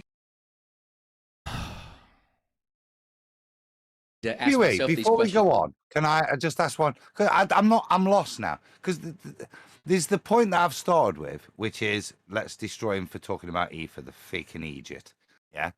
And then there's what I've got probably more passion about is what I've talked about for years is why on earth do Bible-believing Christians not believe in the Bible? And this man is a great example of that. And that's what I'm interrupting over. So if that's the wrong topic, I will shut up and refrain it to that. But that seems to, respectfully, that's the thing that's kind of making me shut putting in. Yeah, because this is why I'm getting upset, Adam, because we heard what he said. We heard it again, and then you told us what he said, your problem with it, and then you told us again, and then your problem with it, and then you told us again. Yeah, and then a few others put it in. You did. And that was the point of my question. Should we just go back to focusing on Ether? No, don't worry. We'll focus. When I stop, I stop. Even though he's grinding my gears. Yes. I want to get us back on track, so I'm going to try and do that.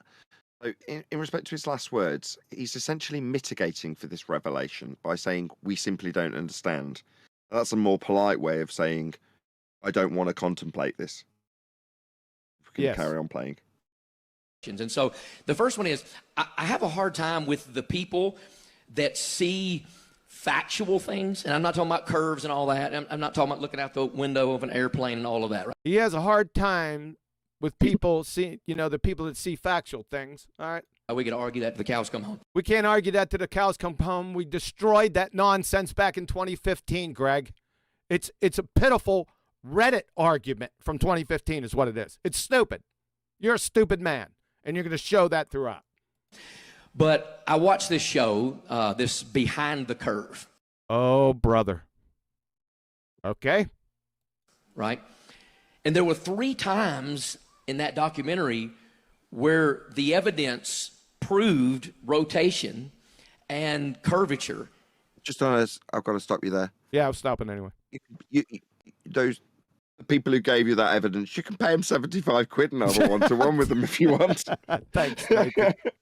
Appreciate that, man. Yeah, appreciate the connection. Right, so none of the guys offering the $75 were in the Behind the Curve. I was in Behind the Curve, just so you guys know. Yeah, they weren't in it. It was a joke. What's the pity? It was a joke, Nathan. Okay, so let's move on. And in each occasion, the flat Earth individual said, it's not going the direction that we want it to go. Really? Is that what happened? I don't remember that. I don't think it happened that way. Each occasion. There were 3 occasions. You only given 2. And then, of course, they ended the whole show with, well, that's interesting, right? Who ended the whole show with, who said that's interesting? What does this Karen. What has to do? Oh, did he? Did he say it's interesting and then the show ended? Good. Yeah. No, but he said that. Okay. So what's the point? Are we going to get to a point? So my question is, why is it that when we do come up with an argument, it seems like it doesn't matter what we say, you're just not going to believe it? Well, that didn't follow from your premise. So he's bouncing all over the place. Number one, this is an ambiguous, nonsensical claim, not pointed at anyone. It didn't have anything to do with his premise from Behind the Curve. So this guy he's in Egypt. He's just making stuff up on the fly is what he's doing, folks. And he's arguing. Behaving like a standard. He's behaving like a standard anti-flat earther. Yeah. What he's now done is what the body language panel call chaff and redirect. So he's fired off a few things with a bit of a scattergun approach. We're not talking about seeing that Earth curve through the plane windows, which we could argue about forever. We're also not talking about your point that we're getting further and further away from. And I'm a reasonable man, and I want to discuss the truth, and I empathise with the audience. Are we far enough away from your point yet? Yep. Because I don't want to contemplate those truths. Little bits got out, little bits leaked. Yep. He's now far enough away from that point for him to put his opponent on the back foot from something he's scattergunned him with potentially, or hope that he'll go off after one of the chaff and redirect points that he dropped in there. Yes. Also threw in a poisoning the well fallacy. Yes. That too. Good job. You're Yep. listening. Go ahead, Brian. Hold on, where was that? Yeah, I missed that. Where was the poisoning? Hold on, Brian. I'm really sorry. You people will always. You can give it a J, but you'll hear it. You people. No. I did catch it. Yeah. He's saying you don't. He's basically saying by stereotype fallacy, you guys just don't accept anything. Yes. Okay, gotcha. Stereotype and poisoning the well. Yeah, it's actually a dual fallacy in one. Yeah. Well, all I have to say about it is he's bringing up proof and evidence. He doesn't know what proof and evidence is to even speak about it. That's his first problem. The second thing is the most telling thing I heard was when he said the word belief. Yep. Because that tells me everything I need to know about the guy. You're all over this, Brian. I was just going to make that statement. He goes, you deny the evidence. I don't deny evidence. You haven't provided any. I haven't seen any evidence in 8 years. So this whole statement, ambiguous, double-barrel fallacy, is nonsense, and it's non sequitur to your previous point. And get ready, because belief, you're going to be carpet bomb barrage with that word belief. Get ready. That response is, you see, remember what's just gone off. Scripture's just been quoted. So the purpose of that diatribe from him is to re-ascertain a level of authority in the debate. He himself has felt how much he's been destroyed. So to get him, so he feels he's on an equal footing. That's what you've just heard, which is a load of nonsense. Try and intimidate the opponent. Yeah. Here we go. Super chat. Super chat. Go ahead quickly. It's Theo Megawordy AI. Can I buy a vowel? Yes. Okay. How about a J? Nice move. Thanks. This guy's great, but just before you do play, watch Greg's body language. Because now he feels like he's back in dominance. He's angling himself towards him because he's got the track that he wants. I like watching his body language. It's great telling. Look at the two on screen now, Nathan. Look at the body language on screen now. Yeah, one person very relaxed, sat back. Yeah, the other person pointing. Oh God, we're gonna have a diviner of body language now. NVC is very important in these things. Particularly later on, wait, because it will reverse that NVC. Don't use acronyms on my show. He said NVC, ladies and gentlemen, nonverbal communication as I get rumpused.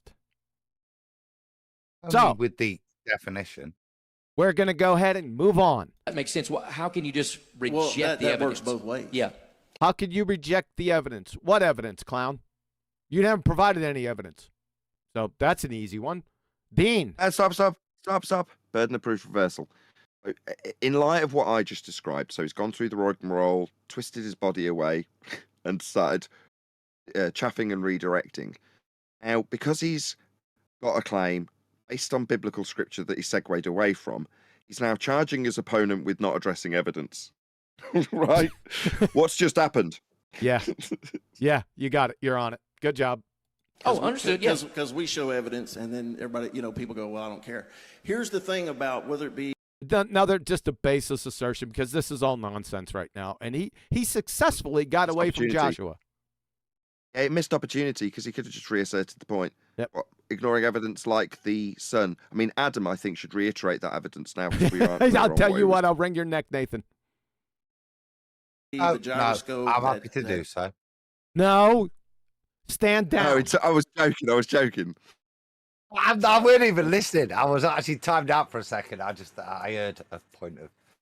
No, genuinely, right. I know I'm pissing a few people off in chat and clearly QA. I'm lost now. What are your points of conjecture, QE? Do you want me to pick up on Greg? Are we going to Locke go or through this Dean again, Locke? Adam? I already explained it to you.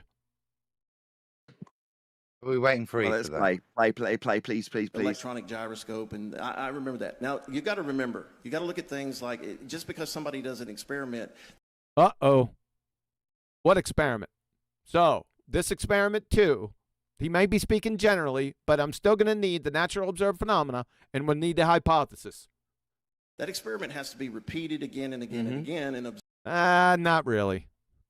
We talk about repeated experiment, yeah. Not again and again and again and again. No. Twice, max. Actually, for me, it's only once. As long as I evaluate the experimental design, that's it. I'm good to go. I'll go for twice. I'm going to make a prediction. This is going to be a fallacy of division. So presumably, because he's got something that he's done again and again and again, he's going to ascribe scientific validity to it. Let's see if I'm right. Observed again and again before you realize it. But see, Michelson-Morley, the two scientists in the days. Boom. Mike. This is this. You said just said Michelson-Morley. Yeah, but this is the problem, right? Earlier on, QE stopped it at the word experiment, and Adam wasn't happy. Now, this is the problem. We have two numpties here who don't know what natural science is. They don't know what the scientific method is. They don't know what science actually is. So the two of them are trying to fight each other with pseudoscience nonsense. I'm sorry, but both of them are numpties. That's how I view them. Point, Brian. What do you want me to comment on? Every fucking idiocy word they No say, swearing. which will mean No you're swearing. stopping every 15 seconds, right? Or what's the point of focus? No swearing. You understand my point? Please address we got that your rather point. Than... well, address it because you said I've told you before. But you No, I've already addressed it. I'm not going to address it again. Covering, we are doing that, Adam. I don't know what you're getting uppity about. We are doing that. Which bit? At the moment, we're critiquing his science acumen because he's used a fallacy of division to claim Michelson-Morley. That's where we're at. Well, I can They're come both in on using any the point same of thing. rebuttal. That's fine. Adam, they're both using the same thing, and the thing they're using is useless. So they both have two plastic swords trying to cut each other in half. Adam knows that. He's just hurt because I sort of scolded him. I just want you to keep your comments very concise. Okay? Who? You. No. The Dean or Greg? Both. Or When I both. stop it. You keep your. Go ahead, Nathan. Adam, I'm he's only asking- going to be myself. I'm just asking for a bit of guidance as to where the critique needs to be applied. Whenever I Because this stop is it, what I'm- it's critique time. Thank you very much. That's a great bit of guidance for me. I Okay. will apply that. Here we go. Einstein did an experiment. Hold on a second. I got to go back. I missed that part. I'm going to pull another J. Shout out to AI. It's another vowel. That experiment has to be repeated again and again and again and observed again and again before you realize it. But see, Michelson-Morley, the two scientists in the days consonant. of Einstein, Thanks, Adam. did an experiment, the famous one, where they proved. No, they never performed. Michelson or Morley never performed an experiment in their lives, respectively. Never. The Michelson-Morley is not an experiment. If you think it is, and you definitely do, we are going to need the natural phenomena observed, the dependent variable, and the hypothesis for Michelson-Morley. Simply. Thank you. That the This, Earth was not. this is the only point to me in all of this debate in terms of me being overly critique of anyone is this bit. Dude, please, from your very strong position, stop stating that. Please educate yourself. Thank you, That's the Adam. point of tonight's show to me. Yes. Superchat. Yeah. Okay, another interruption. Superchat. It's AI again. He said, QE, just make Adam and Brian pay per word. Solved. That's not a half bad idea. I can run that scam. not Don't moving. tar Brian with this brush. Don't tar Brian with this brush. Exactly. Why was Brian brought in? Oh my God, you Brian simp! Hey, Of all the times that Brian. Neil could simp for Brian, right? That just, oh my God. Why do, AI cup him is not a firmly, fan of Neil. Brian. Cup him firmly, He's Neil. because Take he's them. been good. Take one in each hand, Neil, for him and support him. Go on, son. You simp. Someone needs to get a lead on Adam. All right, we're going to continue. Pretty funny, guys. No, Nate. through Seriously, the listen ether. to that. And the That ether was was an accepted concept back then. Ether was an accepted concept. I got to go back. Adam, stand down. An experiment, the famous one, where they proved that the Earth was not moving through the ether. And There you go. Ether. So, Dean, they proved that, huh? In the non-experiment? This is what we need to know. We want to know what ether is. That's a question to you, for you to support. You made the claim. You need to support it now. the ether was an accepted concept back then. And ether was an accepted concept back when? In Michelson-Morley's time? Really? By who? We're going to need... It's still an accepted I concept, know is it not? I'm allowed to speak. Hang But on. Say again? you first, Brian, then. Yeah, go ahead, Brian. I'm just saying it's still an accepted concept. That's all it's ever been. It's just a bandwagon fallacy. Yeah. No, point was, even back then, when the ether was an accepted concept, when we set up the interferometry with Michelson-Morley, what was the interferometry going to measure? Okay, this is what are you measuring in this experiment? And this is what the pastor needs to be able to identify before he cites it as proof. Okay. Yep. Add that to your list, Neil. Here we go.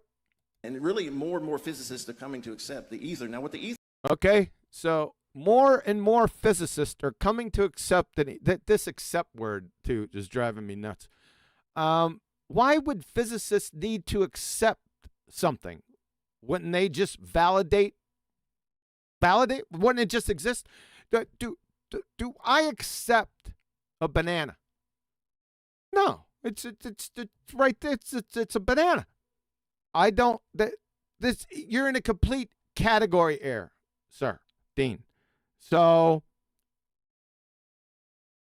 it's quite non sequitur. ether is it's an unseen... You can see it sometimes. Okay, Dean. This is what I'm talking about. Ether is this unseen, but we can see it sometimes. That was hilarious. So that was like a globe head talking right there, bro. see what I That's not fair. That's not fair. It is unseen. You can see it only in front of the moon. Remember the caveat. It's important before you take the piss. This unseen thing can be seen in front of the moon. Superchat. That doesn't change it anything. I Wait a know second, it's Brian. just as ridiculous, but if you ignore the caveat, it was there. You can't see the unseen thing anywhere, Brian. But if you look in front of the moon, you can see the unseen thing. Super chat. Ah. I had to get it in where I could fit it in. Yeah, it's- and we're all praying for you. Into the break, Rachie thinks gravity causes curved line of sight to the horizon. Thanks. Into the break. I caught the other message that you trolled her with, and it was hilarious, but I don't want to get into that right now. So, Pastor Dean, we want to see that unseen, but you can see it thing, okay? Nathan can. It's so good. No, Hold on a second, guys. unseen, but you can see it in front of the moon. You can't just see it anywhere, the unseen thing. The unseen thing can only be seen in front of the moon. We know.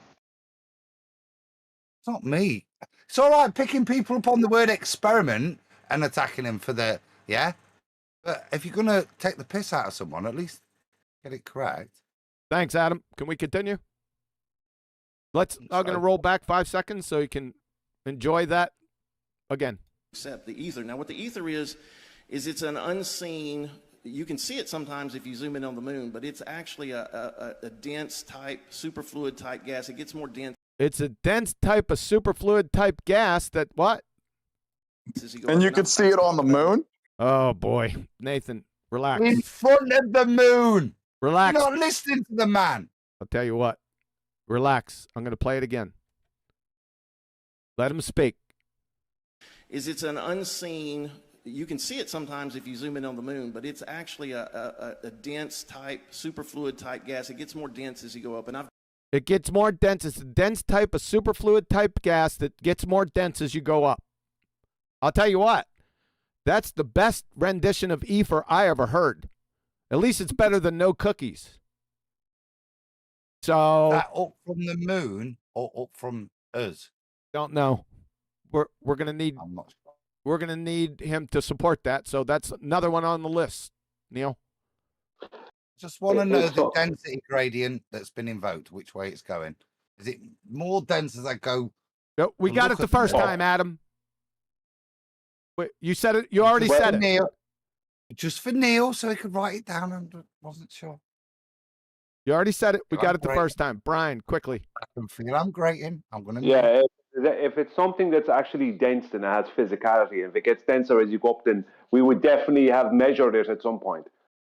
Do you know what I mean? You can't have something of density that isn't physical. Density is a trait of physicality. Yes. So he's talking complete and utter nonsense. Is like we never discovered this thing.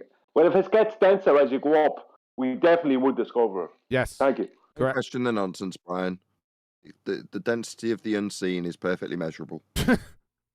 I've Is it only more dense as you go up in front of the moon, or is it equally as dense as you go up everywhere else? I'm going to go with yes. Yes, it is. What he said it was a gas or It's some type of gas. It's a type of superfluid type gas. Is what he said. Superfluid. The unseen, seen, superfluid gas. So not You measure ether. the rate of the density changes as you go up. I'm following. I don't know why you guys are finding this so difficult. Flatsy, can you describe the density of gas? Oh no. Superfluid. Superfluid. Describe the gas. Let's play on. Oh my God. But here's what they discovered. When Michelson-Morley did their experiment, They never performed an experiment in their lives, so we're going to need, for that Michelson-Morley experiment, again, because you said it again, I'm going to stop you. We're going to need the natural phenomena observed, that's the dependent variable, and the hypothesis, Pastor Dean Odle, to support your claim. I want to help him out. I want to. It's not to be kind to Dumb Animal Week. This is a guy we like. I like to cut the guy's jib. At some point, when you choose or see appropriate QE, I want to help him out. Can you just remind me? I need like 2 minutes. You could do it right now if you'd like. Fine. It's all well and good us going through this rigmarole of telling him how wrong he is with science and asking him for specific things, independent, dependent variable. He doesn't understand why we're asking. He's never going to be educated and move forward. So we may as well give him the broad strokes outline of what we are specifically asking for and why we're asking for it. We're asking for an adherence to the scientific method. If I can give him now the broad strokes of that, it makes sense at this point in the video if you're watching back as an audience or if you're Dean Odle. That's the Dean Odle. So, when Q asks you for the independent and dependent variable, they're part of the hypothesis, but that's not the first step, so we'll start there. One in the method of science, in order to assert that you've got an experiment, is observe natural phenomena. That is to say, something that is occurring in nature that you ask yourself, why is that happening? That is a naturally occurring phenomena, also known as your dependent variable, but we'll get to that later. Step 1, observe natural phenomena. Step 2, formulate a scientific prediction. That is to say, predict why you think that happened. That is to say, suppose cause of the effect you observed in nature at step 1. And that is the other half of the hypothesis in this construction. It's your independent variable. That is to say, what you will vary in an attempt to cause what you observed in nature. And once you've got those two things, those things that you're being asked for by QE, you essentially have a hypothesis. You have your supposition of cause, independent variable, and the effect studied in nature, dependent variable. You have an if and then statement. The only thing you're missing is the antithesis of that statement, which is technically known as a null hypothesis. And it sits alongside your alternative hypothesis, which is your already in existence now if and then statement. If A, then B. You'd also have alongside it the null. If A, not B. Now therein lies the majesty of the scientific method, because not both. You can't have both statements be true. A cannot your supposition cannot both cause the effect you observed in nature and not cause it. When you form a hypothesis, you have your supposition causing and not causing the effect. When you vary it to see if it causes it, you either validate the null or validate the alternative. That is to say, you either cause it or you don't. And if you cause it, you prove the null. You prove the alternative, A causes B. And if it doesn't, you vary it and nothing happens, you prove null. In both instances, you're proving the alternative or proving the null, hence the empiricism that the method offers. Now, that method has been actualized by way of experiment, already discussed in my explanation. That is to say, you vary A and see if it causes B or not. That is an experiment. It is that simple. Variation of a supposition of cause for an effect you observed in nature is an experiment. It either validates the cause of the effect, that is to say, you cause the effect when you vary your supposition, or it doesn't. Validating, proving the null. Comics getting proven at the end of the method. That's why it's so valuable, and that's why it gets hijacked. And that, unfortunately for Dean, is why he is hijacking it with Michelson-Morley, because it does not fit that criteria. It doesn't have a naturally observed phenomena for a start. But that's what you need to know in the most condensed and concise form, probably more than 2 minutes, for him to actually benefit from us saying, or for QE to say to him, what are the independent and dependent variables? Now you know why you're being asked for those things for Michelson-Morley. Thank you. I'm done. Superfluid. We got a super chat. Superfluid. Okay, we got another one from Theo Megawordy AI. The inverted energy density. I coined that. Actually, Brian did 2 weeks ago. Thanks, AI. Yeah. Here we go. Here we go. Find 1/6 movement. Okay. Well, you found 1/6 movement of what? We need to know that. Because the ether is moving. Now the ether is moving. Make sure you're catching all this, Neil. Superfluid. We believe Superfluid. The sun and the moon are moving in a circuit, as the Bible says in Psalm 19, that the sun and the moon's moving in a circuit over us, and that they're at a certain altitude. We got a problem. The Bible doesn't point out at a certain altitude. That was an add-on. You shouldn't have added that on. I know where you were going with this, but that was pretty clumsy. Yeah, okay? Within the firmament, not at a specific height. We can't hear you, Arwen. Oh, I said it's within the firmament are the words, not a height. There's no measuring height. Yeah, like you brought this up before, but I think it had merit, so I wanted to give you your due. Okay? I think that's being mean. If he'd have said at least above 4 foot, or 500 foot, and 1,000 foot, or above that, or above a certain level where we don't observe them. Yeah, we can't say that either. Well, no, we can. There's a certain height we can. If I stand on a chair, there's not a change. The luminaries don't change. I can go up because of celestial navigation. Their position doesn't change. Yeah, we can ascribe a certain altitude to them, i.e., a minimum. They're certainly not there, is what I'm saying. Yeah, and I don't know why he said it, but to be fair, he's not indicted himself to a claim, in my opinion. He didn't say they're here.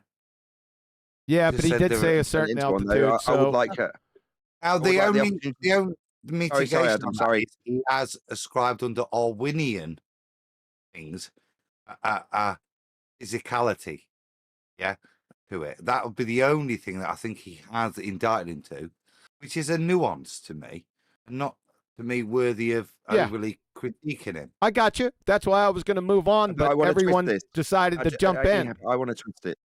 I want to twist it into a flat Earth proof. We're trying to sharpen Odle's blade, so to speak, above a certain level. You need flat Earth. Oh, jeez. You say it. Why not? Why not throw it in? Dirty. No, but this is hang on. We can't say anything about them. We don't know what they are, so that's the end of that. He's wrong to say anything about them. We are too. Okay, thank you. We're moving on. And that literally that ether current is what's pushing it Another ether current, folks. So, Neil, you got that? around. I found government documents that actually admit this. He's found government documents that admit that the ether is moving the sun and the moon around. So we're going to drop something else in there. Right. So, Dean, buddy, I can call you Dean, right? I should have some respect. Dean Odle. If you had scientific validity, that is to say that Michelson-Morley was an experiment in a parallel universe that doesn't exist where it's an experiment, it isn't. If it was, you wouldn't need anything else. So when I explained earlier the empiricism that is offered within the hypothesis, that is to say upon experimentation you can only prove things with this method. Well, if you've got a proven cause for an effect you've observed, then that stands above all else. It's empirically validated. That's what science offers. You don't have to appeal government documents or anything of that nature if what you say is true and has scientific validity. This is why those words, science, in this case by you, are hijacked. Because what they mean in reality, that's science, the scientific method, experiment, hypothesis, means you have empiricism behind what you say. Therefore, ergo, very useful to use words, as you have, like experiment, to imply empirical validity where you don't have any. And then need, as seems to be the case, extra validity to be offered by government documents. I'll reiterate, if you actually had science, all you'd need.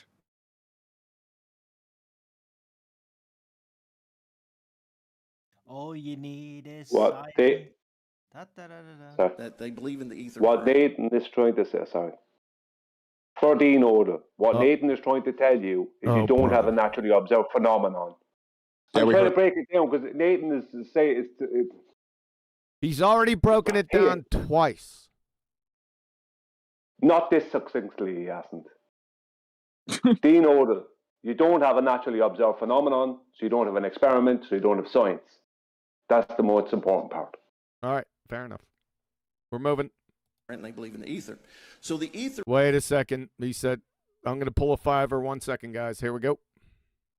Documents that actually admit this, that they believe in the ether current and they believe in the ether. Why would they need to believe in the ether and the ether current? Belief is acceptance without evidence. So you just indicted yourself. Your claim, not yourself, but your claim is nonsensical. So the ether is moving. So we got ether moving again. Certain instruments, like when Michelson-Morley did their test to see if the Earth was moving, and the gyroscope, sometimes they're going to pick up the movement of the ether. Oh, they are. Why would that be? What's ether? So we gotta figure what ether is out. What it is first, and then how are they picking it up? That's what we're going to need to know, Dean. And not necessarily doesn't mean that the Earth is spinning. Now, like one of the big arguments of the global side, the spinning ball side, is the Foucault pendulum. But the Foucault pendulum's not an argument. It's a Foucault pendulum, Dean. But what we have discovered is that in Smithsonian, I actually have the documents. The Smithsonian admits that they use an electromagnet to move it. And an electromagnet. We're going to need to see, Neil, are you out there? We're going to need to see an electromagnet. I want to see that. It's not being pedantic. You said it. You claimed it. I want to see it. My friend Matt Long is here, who used to, where are you, Matt? There he is back there. Well, okay.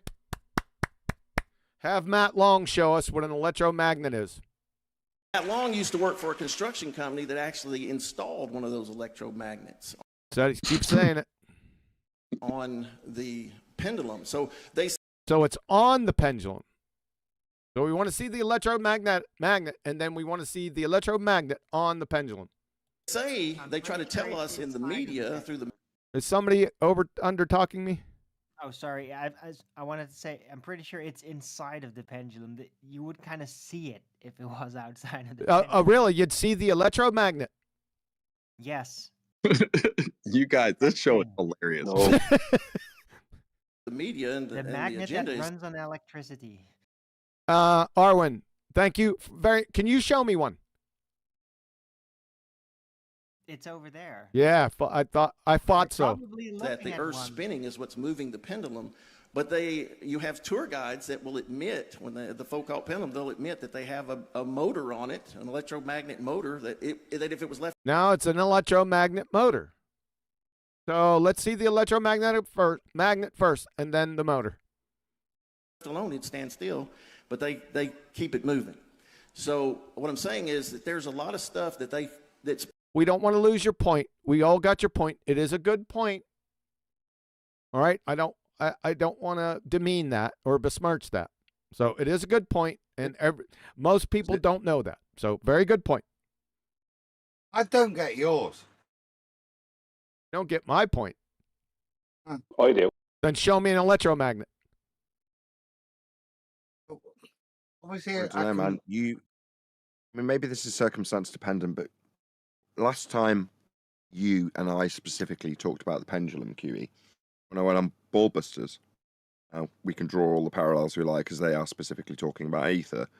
But take what they say, the ballers say, about the Foucault pendulum as read, would be to assert that Earth is a non-inertial turning reference frame, and the pendulum's in an inertial reference frame moving straight, and what we're observing is the effect of Earth turning underneath the pendulum. Well, that would shorten flight times. That's the argument. Now, to say the Foucault pendulum doesn't even knock over the dominoes because it's got a electromagnet motor, then, okay, maybe the audience doesn't know that.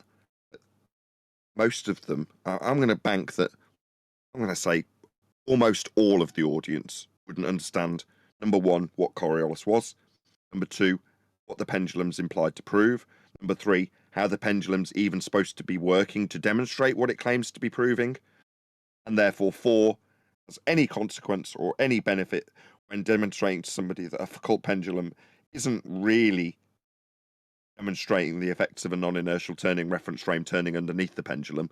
It's just got a motor. I don't see the benefit. I do see the benefit of saying if Earth's turning under the pendulum, then Earth's turning underneath aeroplanes. That's a much better argument. Yep. Well, my argument would be a bit more simple. It'd be, if the Earth is rotating, then that would be a constant change in acceleration. That'd be an angular rate. That would be a movement. So if the pendulum is on a moving Earth, then the pendulum should start moving on its own. Shouldn't need to be started. Good point. That would be my argument. Another better argument than what Dean's doing. Yep.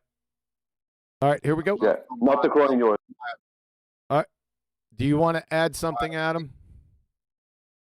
I need to ask you something. It wasn't my objection. My objection was to the point where you have an objection to the term electromagnet. That's right, I do. Just to ask you to clarify that, please. I clarified it. Show me a frigging electromagnet, Adam. Is it clear? Right, so no, I don't think it. Okay, so hands up, everybody. Who's it clear for? I got it, crystal clear.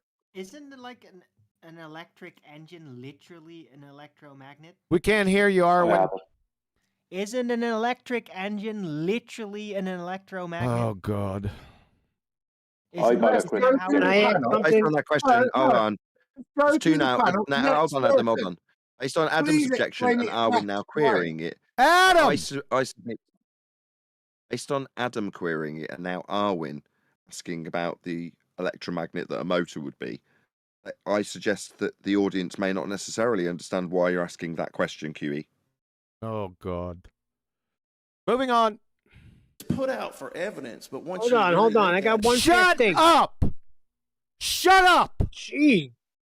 and you could even find them admitting it, that it's kind of gets debunked real quick. But there's a movement in the ether for sure. But There you go again. You got movement in the ether. let me just say this too. I've spent hours. I am the one that put out the government documents because That's incorrect. Now, you put out a comprehensive list of all the government documents. It was outstanding. I watched the video. It was excellent.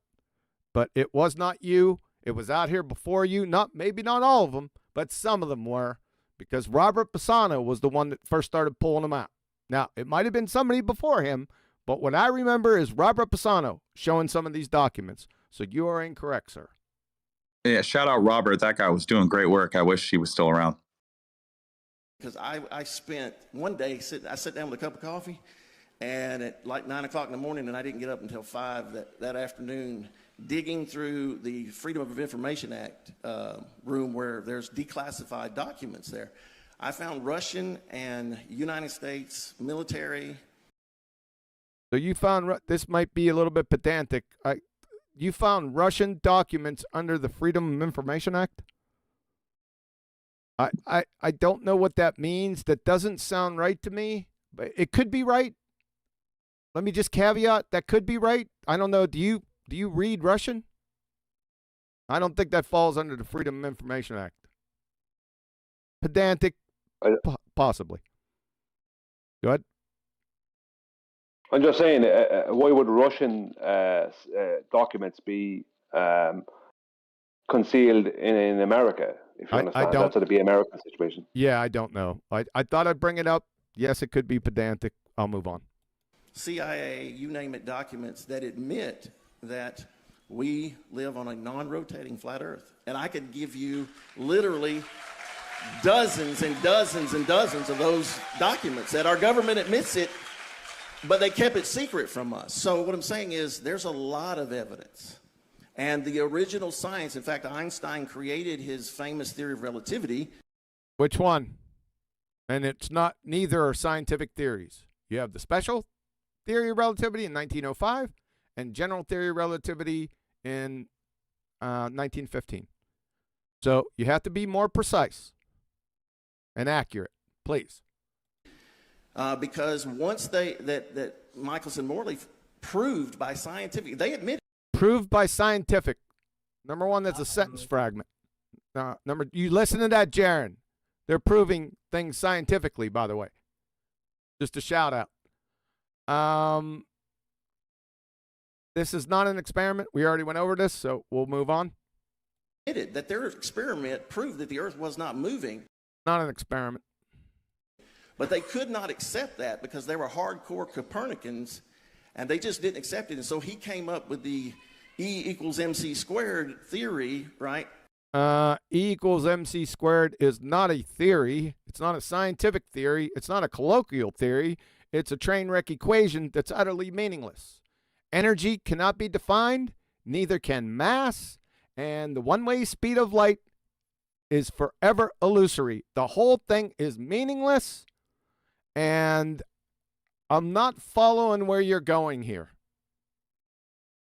Got another point. Go ahead. E equals MC squared actually stands for Einstein married his cousin Oh, twice. thanks. Twice. Appreciate that, Arwen. That's close enough to Yeah. a line, though, that time. Kudos. Right. So you don't have to prove non-existence. Been duped at the Feast of Nonsense into this idea. You, because globers have a claim that the Earth is moving, that they cannot substantiate, that you, by what false dichotomy, suddenly have to prove non-existence of Earth moving? You don't. You've tied up your non-experiment in ether and now ascribe this new value to it, which is to say, well, it's an experiment that proves non-existence of movement. No, if you understood science, you'd understand that step one is observe something to be happening, and the non-existence of movement for an Earth, number one, isn't something happening. Number two, definitely doesn't need any proof for it. None. Good point. Recognizing the burden for the person that's saying it's bloody moving, something that you would exercise if you understood that burden. It isn't yours. You don't need Morley. Why don't you just take them back to the Isaiah? Joshua, right? Take them back to Isaiah. Joshua. Where Or- Joshua says forbid the earth and the sun and the moon to stand still. Yeah. We're That's talking Joshua. about movement. Right? We could have brought him right I back think there. Adam should have. If only Adam had to reiterate that point before we'd all have. Adam, you want to reiterate that point? I think you missed the point. You clearly missed the point I was making. If you think that's what I was making, Okay. Can we move on? Here we go. well, I still want to know what an electromagnet is. Yeah, so do I. I know what an MC squared Oh my theory. God, Adam. No, I found this a little bit disingenuous. I've asked a genuine question, and I don't I'll understand. tell you what, Adam. We'll deal with the disingenuous after we're done, okay? If that's how you edict it, sir. Yeah, that's how I do. Yeah, because I want to get through this sometime this century. Thanks. And they just didn't accept it. And so he came up with the E equals MC squared theory, right? But Tesla said his theory was just a bunch of hogwash. And Which theory, or which alleged theory? Neither the special or general relativity was an actual scientific theory, but which one are you talking about? That's what, see, I'm asking precision and accuracy, please. And who cares what Tesla said? he was a fuzzy-headed idiot. And Tesla So he was a fuzzy-headed idiot. That's what he called Einstein. Agreed, but who cares? was the one that was the real inventor and true scientist. So Okay, Tesla was a true scientist. Okay, we're going to need a list of the experiments that Tesla performed. Along with those experiments, the accompanying hypothesis and naturally observed phenomena, we want that list. Fair? Thanks. so what I'm saying is that it works both ways, you know. But you got to. I will say this: people that are on our side, my side about this issue, the other side, you have to remember this about us. We believed everything you believed before. There's the believe words. Okay. You know, because that's what we were taught. You know, we didn't have a choice. I mean, from childhood on up, that's ingrained in your head that we're spinning and flying through an ever-expanding universe. But here's the reason why you know that's not true. We can observe it. But see, remember, brainwashing stops you from being able to think and even accept what you observe. And yes, that is very well said. So in the context of your ether, can you go on to explain that statement? Thanks. Now, they tell us we're going around the Earth 66,000 miles an hour, 67. I mean, it changes all the time. And they say we're going around the sun. Then they say that we're moving 500,000 miles an hour through our solar system. And then it says that our solar system is moving through the ever-expanding galaxies at 500,000 miles an hour. Now, we do that. They say we're doing that we've been doing that for thousands of years, and yet Polaris, the North Star, never moves. When somebody does time-lapse, focuses on the North Star, and does time-lapse photography. I'm going to stop it right there arbitrarily because I've been going a while. Could I have something to say? Yeah, go ahead. Yeah, just about what the Tesla thing. We were all duped, and I was too. Back in 2004, I even researched Tesla and the basics on them, and did even an article in a local newspaper, right, about Tesla being the real scientist. Tesla was an inventor, right? Probably a great inventor, right? But he didn't do science. He was doing inventions. Inventions are not science. They're not experiments. So we were given a different person, regardless of their person's intellectual abilities, we're given a different person and told that's the real science. Like, not Einstein, Tesla. No, none of them are. That's what I've learned it from you directly, Kiwi. None of them are scientists. We were duped second time. Classic. Tesla's classic feast of nonsense, basically, is what you're saying. Yes, yeah. To send us off on a different tangent that is also not natural science.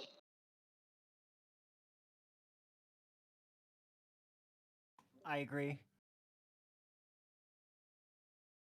Or electromagnets, natural science. I still don't know what they are. I thought they were engines. Plenty of them in nature, don't you? No, definitely not. Not. You don't? No? Lightning strikes. Is that a definitive That statement? perhaps. No. Well, Sorry, I maybe- just got back. I had to take a small break. Are we good? Yeah, we We're were all querying why you brought up electromagnets electromagnets. in nature. Oh, brother. Okay, we good? And maybe it's possible.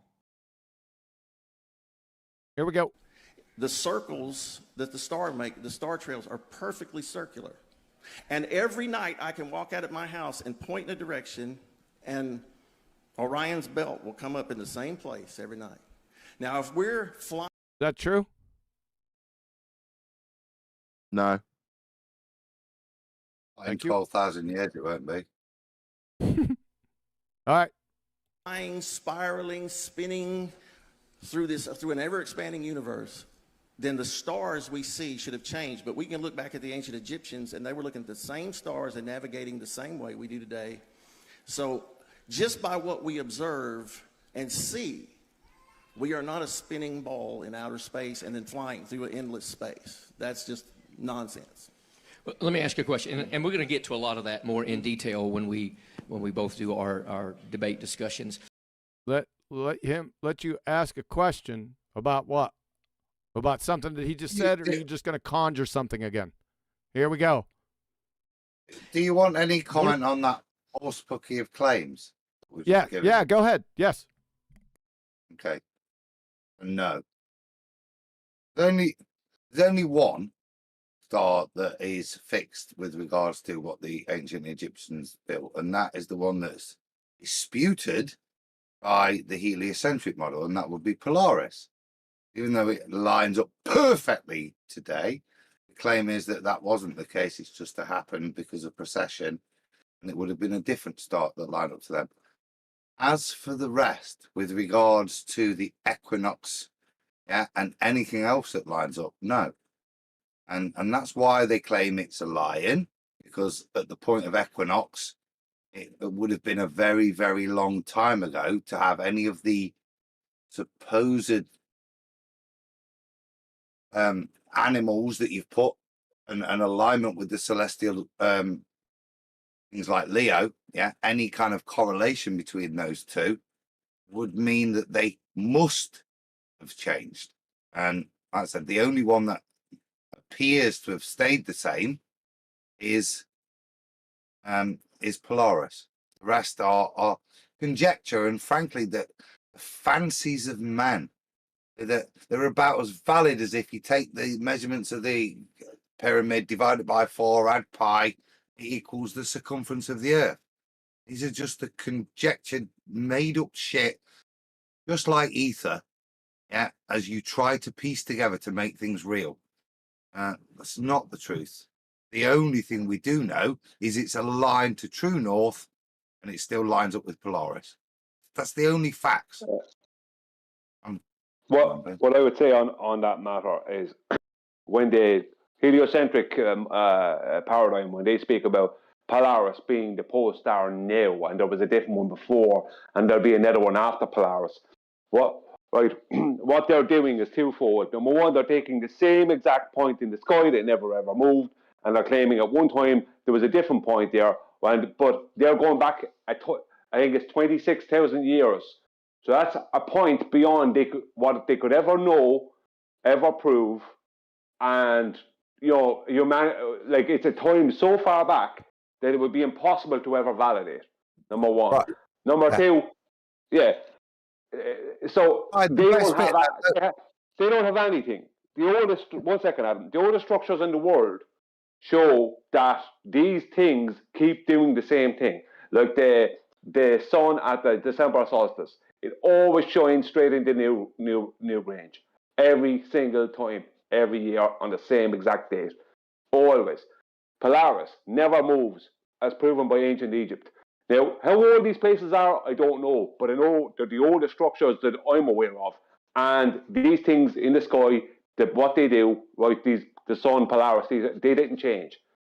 Now, as far as a change from one astrological paradigm to another, I don't know how that works or what it's going to be, right? Or how it happens, right? It might just happen as a civilization ends, another civilization starts. Just like the night sky, we don't get to see the change in the sky. Tomorrow night, the moon will be a different place, or there's different stars will be in a different place, and I won't get to see the change. They're just in a different place than they were last night. And then the next night, they'll be in another different place. I don't get to see the change. So this paradigm shift, astrologically, it might be something that just happens. We don't get to see the change. But they have absolutely no evidence for any star other than Polaris. They can call Polaris a different name if they want. But that thing we see in the sky, that has always been there. That is for as long as we know. And it has never changed, and they have no evidence that it ever has. Finished. The evidence they cite, Brian, is that let's assume the pyramids is on the day they built the pyramids, it was actually aligned to Kasari or whatever they ascribe it to. So from the day they built it, it was lined up to the North Pole, and then actually from 26,000 years ago up until today, it's not been aligned with anything, and it's only luckily today that it's now aligned with Polaris. That's the alternative if you were to believe the heliocentric model. They built it 26,000 years ago. It was lined up to that. At the point they built it, it was of no use after that because we've moved away. That's 26,000 years. It's been aligned to nothing. But luckily today, it's smashed bang on with Polaris. That's what you're being told in their rhetoric. All right, we good? One of the things I have a hard time with is, look, I get the government lies. Oh, brother, what does that have to do with anything?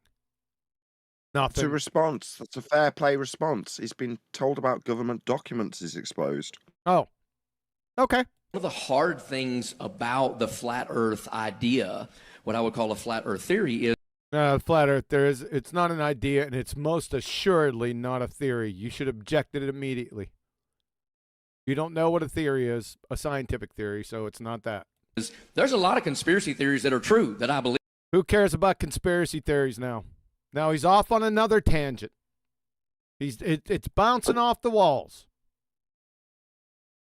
That's because Dean Odle started using the words government documents instead of saying documents from Boeing or documents from NASA. He's saying government documents. So now this is what he doesn't care unless the Dean Odle said. This guy Greg Locke doesn't care what he said because now he's going to spin the conspiracy theory narrative, which is the only one he has to spin. Yep.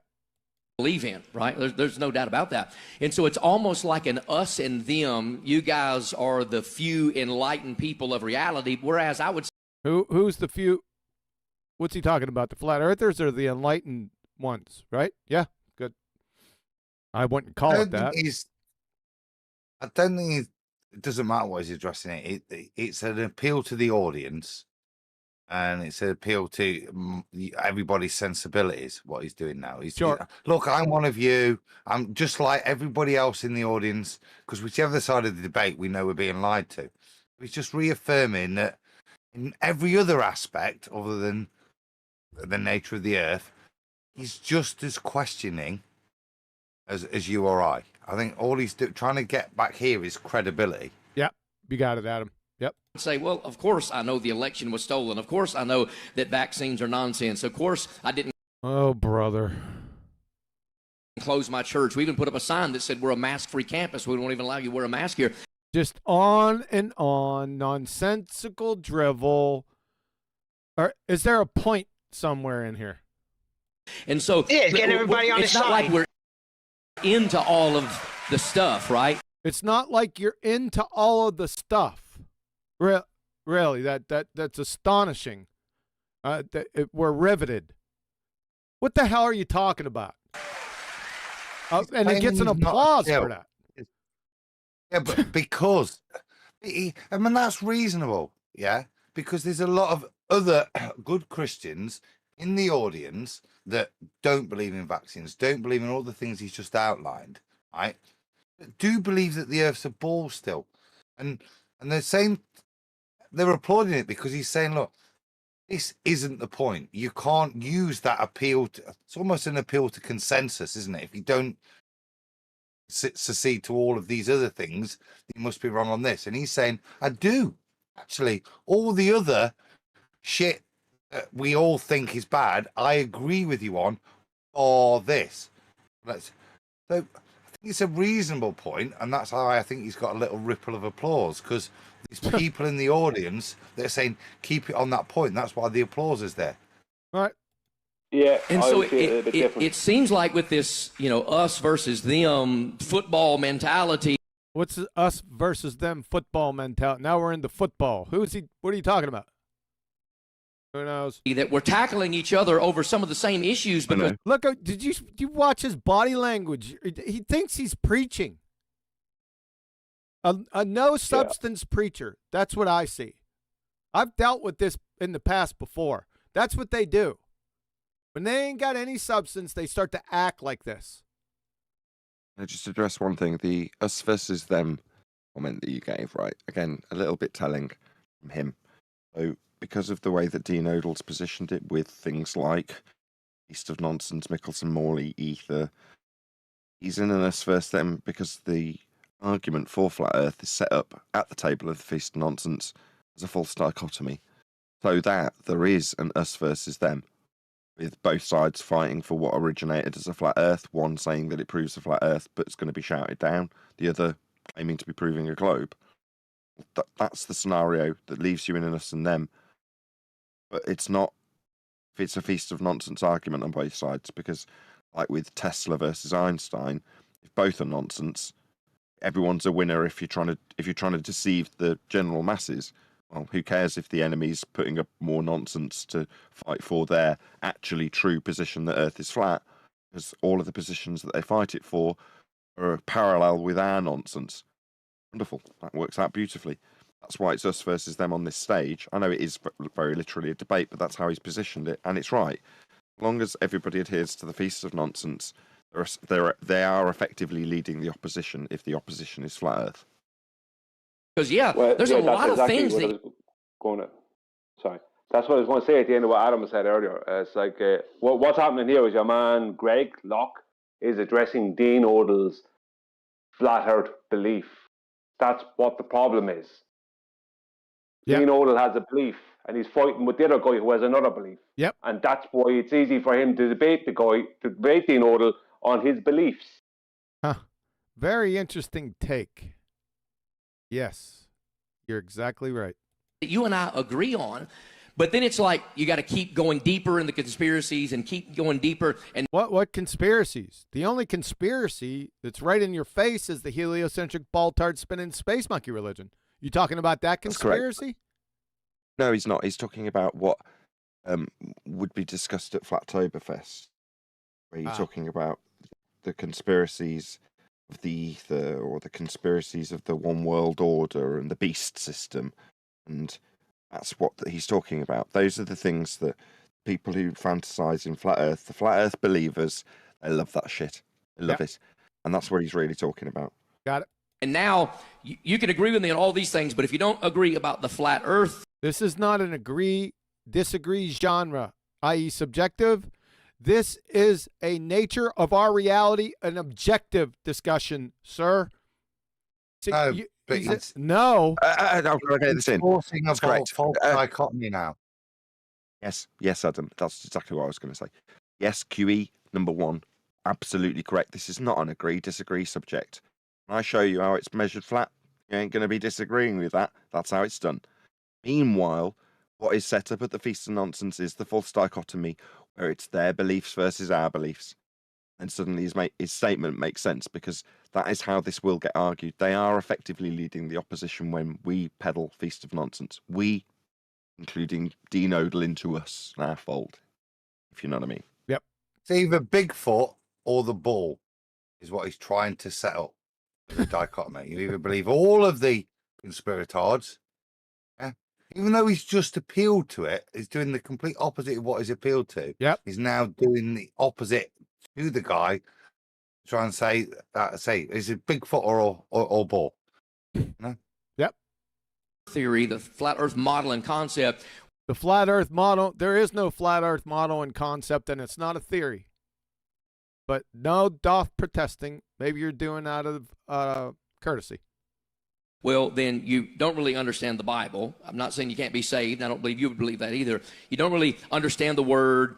You're not really enlightened like the rest of us. But no one's saying, well, yeah, you definitely don't understand the Word. So, yeah, I'll go ahead and say it. Yes, that's a fact. It's pure projection. Pure projection. So earlier, when we started out and criticised Adam for repeating the point over and over, which was now well worth the fact that he repeated it over and over in regards to the sun's movement, if he's going to then project the fact that what you don't understand, that which you declared earlier that you could not understand, that's pure projection. Yeah. After having a point put to you, you said that you couldn't rationalise it in so many words. I said it was telling. Now he's projecting that very sentiment right now back onto his opponent by telling him, quote, sound familiar? You don't understand the word. What, the words that you didn't address, mate? Didn't address them. Exactly. Well, can I say something from a Christian point of view? I'm not a Christian. Yeah, I will. But this is prevalent. This is important. Earlier on, he said, he brought up some conspiracy theories. He said, if you believe all those, then you must also believe flat Earth, right? This is what he said to Dean Odle. And the reason is you have a lot of Christians out there who went, it's flat. And then any Christian who said, it's not, it's still a globe, they were shouting, no, you have to accept it's flat or else you're not really a Christian. And then the people who were saying it's a globe said, how do you know it's flat? Prove it's flat to us. And they can't prove it. They don't know how to argue it. They don't know what they're doing. So they then trying to just shout at them, you're not really a Christian because you don't believe it's flat. That's what they're shouting at them. Yeah, you got it. It connects to your other point. Fair enough. But then we know, government, NASA lies, but here's the problem that I have. And probably in your presentation, you'll talk about some of those documents. I've read every one of those documents. No, you haven't. I'm calling you out right there. No, you have proved that you did. That you released. I see them. Some of them. Well, the ones that you have.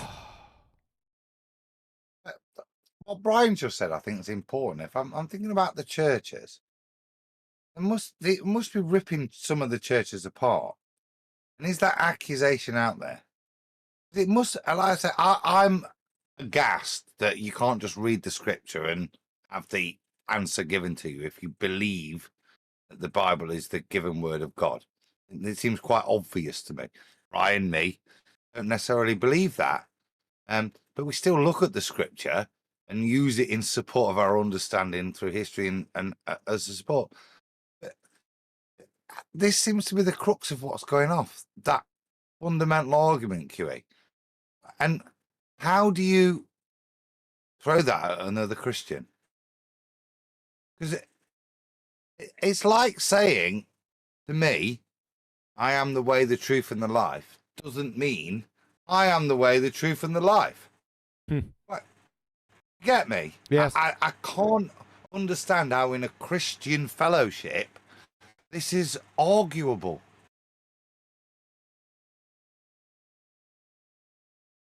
Agreed. How many Released people have you publicly. knocked out? But the point I'm asking, in your church, how do you not go mental at people? Drugs? Adam, you're missing. Your question pivots around a different issue about No, the it reality does. of how Christians are. But that's a different issue. It's what I've been on from the beginning, because, like I say, this whole debate gets at that fundamental question to me.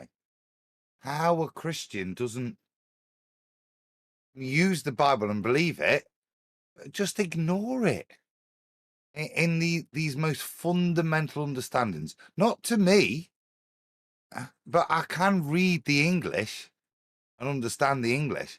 There appears to be good, honest Christians in the audience that just are struggling with that same paradigm just as much as good, honest people that believe in a ball struggle with the concept that you can't have gas pressure without a container. It seems to be the same fundamental cognitive disconnect. Doesn't matter what it says, this is what I believe. Even though, and this is why it's more fundamental, even though it's the Bible that's telling you, not Encyclopedia Britannica or a scientific paper. Yeah, but that's the same. Unfortunately, the same problem exists everywhere. Most people who are Christians aren't Christians. The real Christians are very small in number, I'm sure. Those who just read the Bible and accept what it says. Do you know what I mean? That's the problem. No, I don't want to cast that aspersion. That's not what I'm asking. I'm not telling people you're not Christians if you. That's the point that's being put there. I'm not saying that. I'm saying I cannot understand our community that call themselves Christian and they're guided by a document. When the document says quite categorically X, they still interpret it as Y. Why? Just as much as when the document says the antecedent is X. Yeah? Well, I just told you why. Because they're not really Christian. You and Brian are now talking Everybody got pseudoscience. Brian, That's hold why. on, Neil. Thank you. Hold on. What Adam is saying is to stress that you wouldn't put Brian's sentiment to someone in lieu of them accepting a faith, a belief in flat Earth. You're not a real Christian. What Brian's saying is what I said. No, that's a different issue. How Christian is this Christian we're using as a hypothetical example, right, Brian? Yeah, I mean, let's be honest. Most Christians won't go strictly by what the words of the Bible are. There is only a small amount of Christians that truly adopt that. It's like everything else in society. There's the most real of any group or any belief or anything is always a small number of people. The most real, like flat, you know. Yep, we good? And probably in your presentation, you'll talk about some super chat. Go ahead. From AI again, you can have a flat Earth map and still be lost. Yeah, I like it. I do too. Some of those documents. I've read every one of those documents that you released. No, not yet. I see them. Haven't released some of them. Well, the ones that you have released publicly. I read all of them, said I wanted to be very thorough. But here's the issue. NASA bad, NASA bad, NASA bad. After all that, his conclusion from his previous premises, this is his conclusion. The incoherent knuckle dragger, second grader. NASA bad, NASA bad, NASA bad. This is juvenile, pathetic performance. There, knucklehead. First of all, you just invoked an all or nothing fallacy. That at the very best, and you don't understand hostile witnesses. So we're talking fundamental levels here. We're down with the drovers and the dregs, intellectually speaking. You are a numpty, period. Look at how proud he is of himself. Unbelievable. But these NASA documents that I just released tell you that NASA's telling the truth. Yep. See, all or nothing fallacy. Simple. You're a doofus. There's a bit we mentioned. You know how he was with that lady that can reach for a basketball very well? The one with the great gammies. Yeah. It's the same point, isn't it? NASA bad, NASA bad. I'll quote. Many people don't trust the society around them, most notably the representatives of that society. That trust often falls even further when it comes to the elite representatives of that society, which includes government officials, members of academia, and scientists like me. By claiming that the Earth is flat, people are really expressing a deep distrust of scientists and science itself. In this case, positions of authority. NASA bad, NASA bad, NASA bad. He's just playing on that. It's the fear cell. We've mentioned the sex cell and the death cell. This is the fear cell, isn't it? It's playing on that you should be scared of things. Yeah? I don't think so. I think it's more.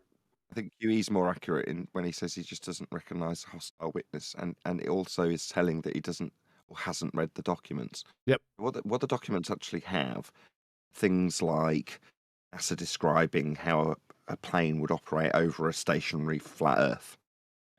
That's a hostile witness, NASA, saying that Earth is flat.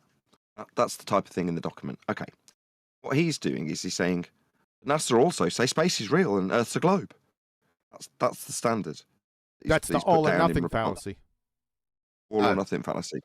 Okay. I don't think he's got that level of discernment. NASA bad, NASA bad, NASA bad. Not NASA also points, if you bother to read the documents, that all of this stuff is done on a flat plane, non-rotating flat plane. No, he's not there. None of those two guys are anywhere near that. NASA bad, NASA bad. He's just trying to cast an aspersion at his opponent as to the simplicity of his thinking. Yep. Understand? It's Yep. an ad hoc. Yep, it is. So I don't understand the discrepancy, and I'm just being honest about that. Oh, you're just being honest that you don't understand hostile witnesses and you just committed an all or nothing fallacy at the very least. It's stupid. It's pathetic. It's juvenile. You're a numpty. Well, it's simple. Well, When these what about- documents were Hold on. top secret, meaning if you divulged the information that was in them before they were released through the Freedom of Information Act, you went to prison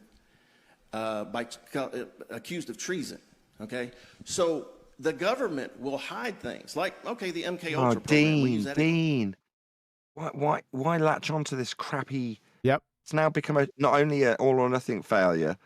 It's a latching onto the chaff and redirect that it Yep. becomes. Yep. Reassert to him what's in the document. No, mate. If you'd read the documents, you'd know that they're saying Earth's flat. That's the point. So NASA bad when they say Earth's flat. What? Just NASA's bad. Humiliate him. Yep. That was a But missed opportunity. it, It was a missed opportunity there. Go ahead, Brian. Quickly. Come on, Brian. sorry, Kiwi. No, what I was going to just say a minute ago when I was going to jump in is it's not just NASA that puts out these documents. Boeing and Lockheed Martin and other people put out a stationary, non-rotating plane. They're very specific about it. So it's not just NASA, not like NASA bad, NASA bad, NASA bad. What about Boeing? Good point. You know what I mean? Yep. Yeah. Yep. example. The MK Ultra program was denied by our government for decades and decades and decades. Operation Paperclip, Pause, after World please. War II, they brought all the Was back to when you were questioning why he would categorize it, although he's just a numpty doing numpty things by their numpty nature, as the us or them, with this false dichotomy and us versus the conspiratards. Well, what's he babbling on about? MK Ultra? Prove Earth's flat, mate. Prove Yes. it's right there in your Bible, and you're onto a winner. Yep. Instead, now we've got the reasonable supposition from the audience's perspective that we've got conspiratard versus reasonable man, and the reasonable man even realizes the conspiracies about the vaccines. Who's winning at this point? Well, you have got the piece of nonsense playing out beautifully. If you want to perceive that there's powers that should not be, this is them effectively leading the opposition, because now we're painting ourselves as conspiratards with MK Ultra speculations. What are you doing, man? That's it, Nath. Right. Well, you've just said it in a much more polite way. You said it's the feast of nonsense playing out now. What I was about, you'd have seen me on and off pause. What I was about to say is we've got a conspirator dick swinging competition going on right now. Yeah, but the way Nathan said it is exactly correct. Thank you, Nathan. Well, Appreciate that. watch Yeah. out. Watch it. I'll make it fast. I'll make all my comments fast. Oh, What you have here, I will, honestly, I think about them before I'm going to say them now. What you have here is a situation where none of them can win. Because they're Correct. both coming from a position that's not tenable. So none of them, so it's a lose-lose here. Oh, they're hitting each other with a conspirator wet fishes right now. I know more about conspiracy than you. Yeah, they're descending to try and get credibility to say, I know more about this bullshit. Look, remember what Greg Locke appealed back to. I'm as conspiratorial as you. So now they're both, this is only 30 seconds ago in real time, remember? They're both going back now to say, no, I'm the most valid in conspiracy. yeah, you got it. Yeah, it's silly. Fair enough. It's dick swinging, mate. It's Yeah. dick swinging right Yeah, now. here we go. by our government for decades and decades and decades. Operation Paperclip, after World War II, they brought all the Nazi scientists over here, gave them immunity, and they basically started the mind control program through it's called MK Ultra, it's called Operation Artichoke, Mockingbird. Mockingbird. Radio? Who needs a radio? Ready, Harry? Mock. Yeah. Ing. Yeah. bird. I'm sorry. Right, so all of this was done. The United States government, the Canadian government was involved. All right. All of this was kept top secret until it got leaked out in the 70s and through the church committee, and it got leaked out, and then they found the documents buried in the CIA headquarters, and they had destroyed, matter of fact, the CIA. Yeah. Sorry about this. Yeah, very quickly. Some of the documents he's talking about concern aerospace. There is nothing hidden concerning how airplanes fly. Absolutely nothing is hidden about it. There's no conspiracy around it. Right. Just pilots believe they're flying around a globe, but they fly the plane over a horizontal plane. Yep. There's no conspiracy. This is not hidden away out from public eye. You know what I mean? Because we're swinging dicks, right? Because we're swinging our dicks. Right? I'm unclear. What are we swinging at him? Our conspiratorial dicks right now. Well, I've got a bigger conspiratorial dick than you, Pastor Odle. No, Pastor Locke. I've got a bigger conspiratorial dick than you. I stated earlier. I'm open to all of these things, right? What we've forgotten is what Nathan mentioned earlier. He's already got him. I don't know how far, we're not very far, but 2-3 minutes ago. You just said this. There was no, that was just a minute ago. 2 minutes ago, as Nathan alluded to, there was a point that's worth debating between two pastors. What does the scripture mean? Now, who's right and wrong seems to be on who can cite the most amount of conspiratoria within 30 seconds. If I can give you NASA, 9/11, then I'm clearly the most informed. I'll take your NASA and 9/11 and I'll raise you vaccines and MK Ultra. Oh, damn it, you know more than me. What about Mockingbird? Well, then you clearly know more than all of us. Who needs a radio? Ready, Harry? Project High Jump. I'll see you all and raise your Project High Jump. CIA Director Alan Dulles had destroyed about 200,000 documents trying to cover it up, but they found some hidden in another office. So all the truth came out. So what I'm saying is the truth came out in the 70s, and finally, actually, President Bill Clinton actually apologized because experiments were done on human beings, mind control using drugs. Experiments? I never had sexual relations with that woman. Physical abuse and sexual abuse.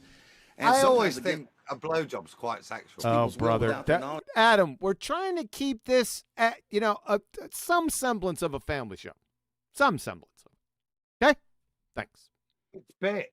And some people died in those experiments that the CIA was doing. Now, you can go back then and say, oh, that's a conspiracy, and the government, the government covered it up. But when those documents come out that were kept secret, and we know, okay, they were discussing this between them, and they have to do that. And it's the same way with NASA, and it's the same way with our other government agencies and military. They don't tell us everything, what they actually do. And then the Freedom of Information Act, I'm going to tell you this, I believe the Freedom of Information Act is Jesus made. Yeah?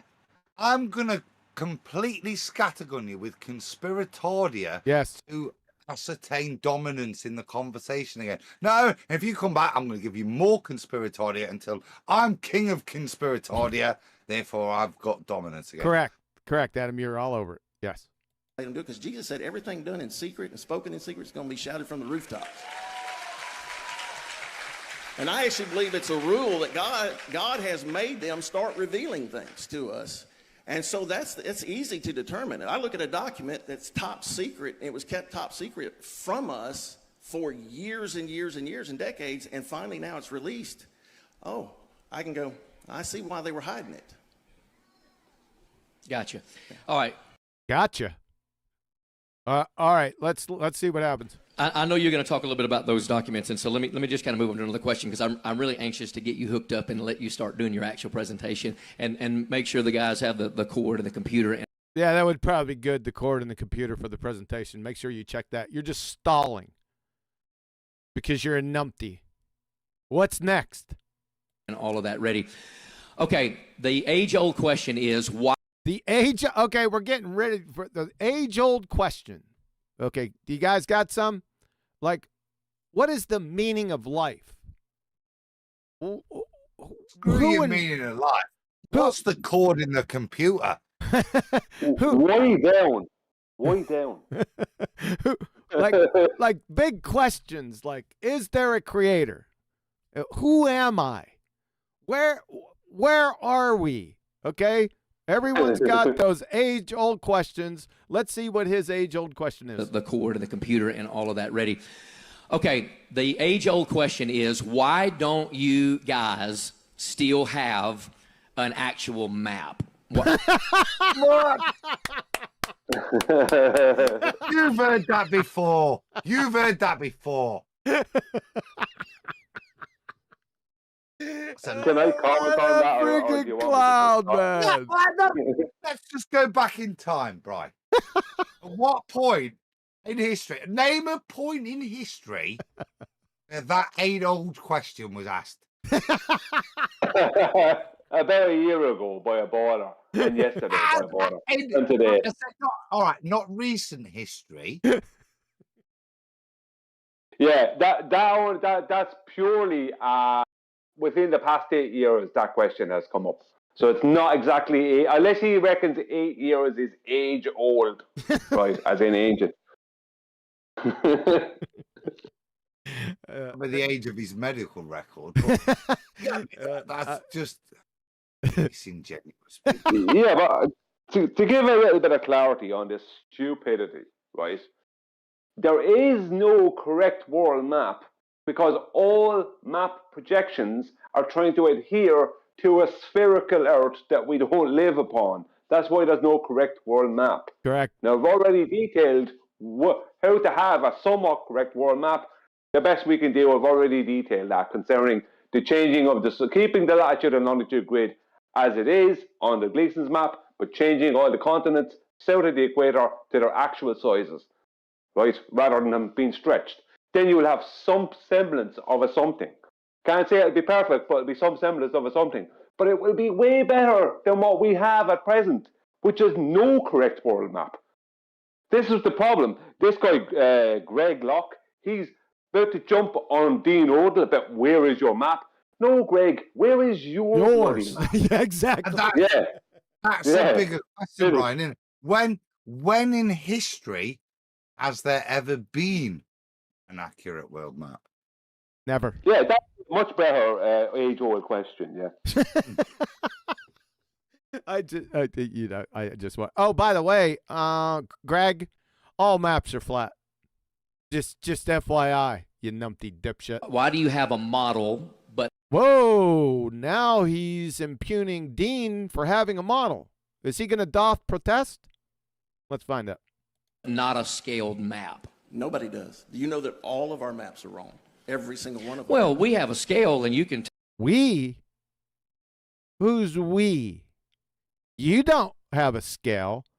I mean, we have a sliding scale of dipshittery that you're on the tail end of. That's about the only scale we have.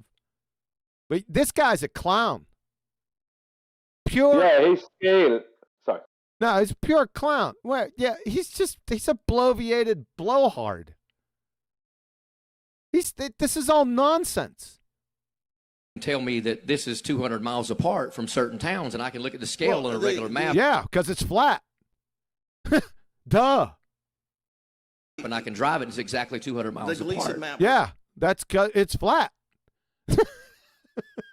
works really well.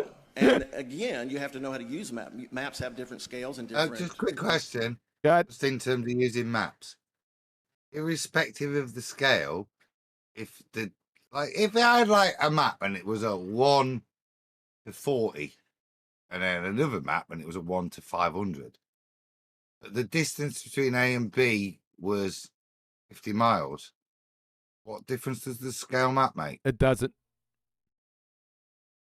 Whether it's curved or flat. That's the rhetoric that's being presented to the guy. Yeah, he's a moron. This is just waffly nonsense. Yep. This is like dealing with ballers. There isn't actually anything for you to actually address. Right. All you can do is kind of trying to interpret the shit that's just come out of his mouth, put it into something that you think might be the coherent question he's asking. Correct. Address that. Damn, that's some discernment right there, Adam. Thank you very much. You look at, but bottom line is that all No, you can't. maps are wrong. The projection map, one of the Mercator maps show Iceland like bigger than Africa, and that's not true. So what I'm saying is nobody has a true, accurate to the perfect map. That's So go ahead, Brian. No, I was going to say that where Greg Locke's scales come from is flat Earth elevation angles to Polaris. Correct. Every single thing starts at that point for him and us. But well, not us, but the point is that it all starts there. That's where his globe was back engineered from. So everything starts that. And when you're talking about maps, I can give him 1,000 flat Earth maps. They are called Ordnance Survey maps. But they don't all fit together because, I'm going to bring scale into it because he did, because they're made to different scales. But every Ordnance Survey map references a horizontal baseline. Mean sea level in an Ordnance Survey map is always, as it really is, horizontal. They're all based on elevations above and below that. Go on. Let me dovetail onto that, right? Because this summarizes this whole discussion nicely. We've got a seeming trichotomy of information to be presented, right? So you've got the two positions that I'm not going to summarize that these two gentlemen are currently discussing, and the reality of the maps being measured on a flat plane to derive all of the systems that the globe projections will come from. You've got this particular azimuthal equidistant projection, or Gleason's map. That's a global projection, is what your opponents will say, setting up the feast of nonsense false dichotomy beautifully, and that's what these two guys are fighting, like we did in 2015, like having a flashback. Now, it seems like a trichotomy. It isn't. It's just a statement of fact. Maps are all developed with a grid system that's come from flat Earth elevation angle measurements to the stars.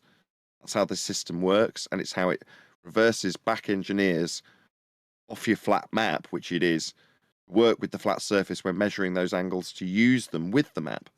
So the whole system works with a flat Earth. That's the main point, and it stands alone, isolated away from what the Feast of Nonsense has left us with when we argue these points about maps.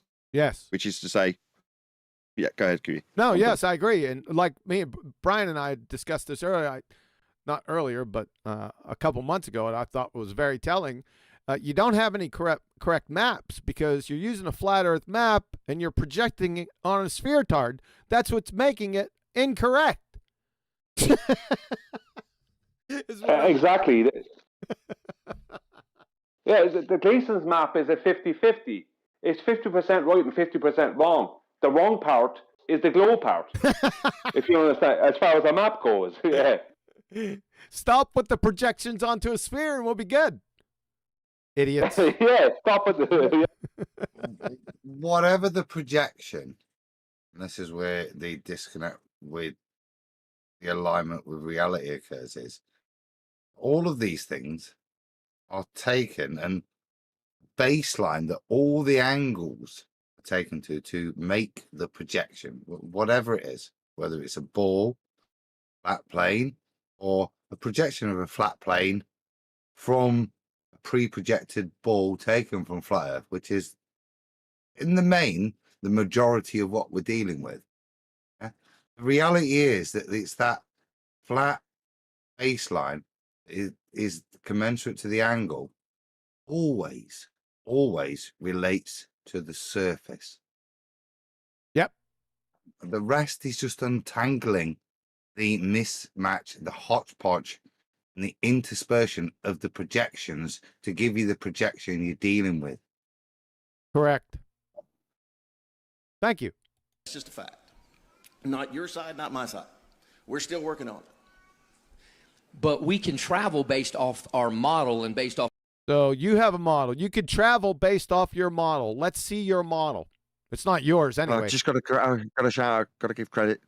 This is what refracted curvature describes. What we're now going to have is this man saying that what Brian's just described as being prerequisite flat Earth for it to function absolutely correct, Brian. He's now offering that, which Brian's just made explicitly clear is measured and forms a grid that is flat, is actually a globe proof. And it will be stacked up against whatever garbage Dean's got in false dichotomy. We've got a man using a flat earth to claim he's proving a globe. That'd be Greg. And we'll have whatever Dean's got to offer thereafter in false dichotomy. Reality, both a flat earth. And get exactly where we want to get, but you can't. Oh my God. We can't do this. We'll never get done. Yeah. No. I know it was a waffle what I just said, but just get it. It's exactly but we got it. You were said. correct. I got it. You were correct in what you said. I agree totally. Understand it, and that's the key. When you're dealing with maps, projections, everything, yeah? It doesn't matter what it is, whether it's a chart that's taken from a ball to put, yeah? All of these things, the only important thing is that the angle that the observation is taken. I know, welcome to Flat Earth Debate. Hold on, Adam, right? QE might object. My wife never listens to this show. She has been listening to this show and chucking along to Adam the entire time. I've never seen her as engaged in a Ballbusters, and it's all down to Adam. I'm going to take a contract out. I'm going to take a contract out on him. If she's any reflection on the audience are loving this. He's chuckling now too. Super fluid. Super fluid. Thanks, Nathan Thompson, for that one. That was great. We got one from AI again. In quotations, did somebody say incommensurability? Jabba. Like, quoting Jabba. Thank you. Thanks, AI. I appreciate that. We can travel based off our model and based off our map and get. So you got a model and a map. Would like to see those. Exactly where we want to get, but you can't do that on the model of the flat Earth. Model of the flat Earth. So we have a model of flat Earth, do we, Dean? Let's see. That's not true. And even Africa is like 3,000 miles wider than it's supposed to be because it's looking down on a spherical Earth, and it's just been. What's looking down on a spherical Earth? You clown. My word. Flattened out. 3,000 miles wider than it's supposed to be. There we go. Hold on, he said flattened out. If I was going to build a model, you know what would be really useful before I start to build the model? A scientific model? Oh, just a model. Like, clay. You know, like the guy with mashed potato in Close Encounters? Supermodel. I'm going to build a model, right? Even of that, what would be useful would be to have a map. Now, I'm a flat earther that says this is the map, and then you might then find a flat earther that's built a model based on that map. That is 100% true. I'm not finished. The reason you object to these statements is that point. What are they claiming? Who's claiming this? Every time we hear the term model, map, we object. I don't have a map. I don't have a model. As I just said earlier, every map or model that you could put in front of me will be based on, first of all, what I receive based on a ball projection. Then most fundamentally, that ball projection will have been taken from flat Earth measurements to build the ball projection, to give me a map or a model based on a ball taken from flat Earth measurements. Thank you. Yeah, we just got done talking about that. Brian emphasized. Just a cap on it. You're gonna put a cap on it, right? You're gonna put a cap on something. No, not a cap. On what Greg Locke God.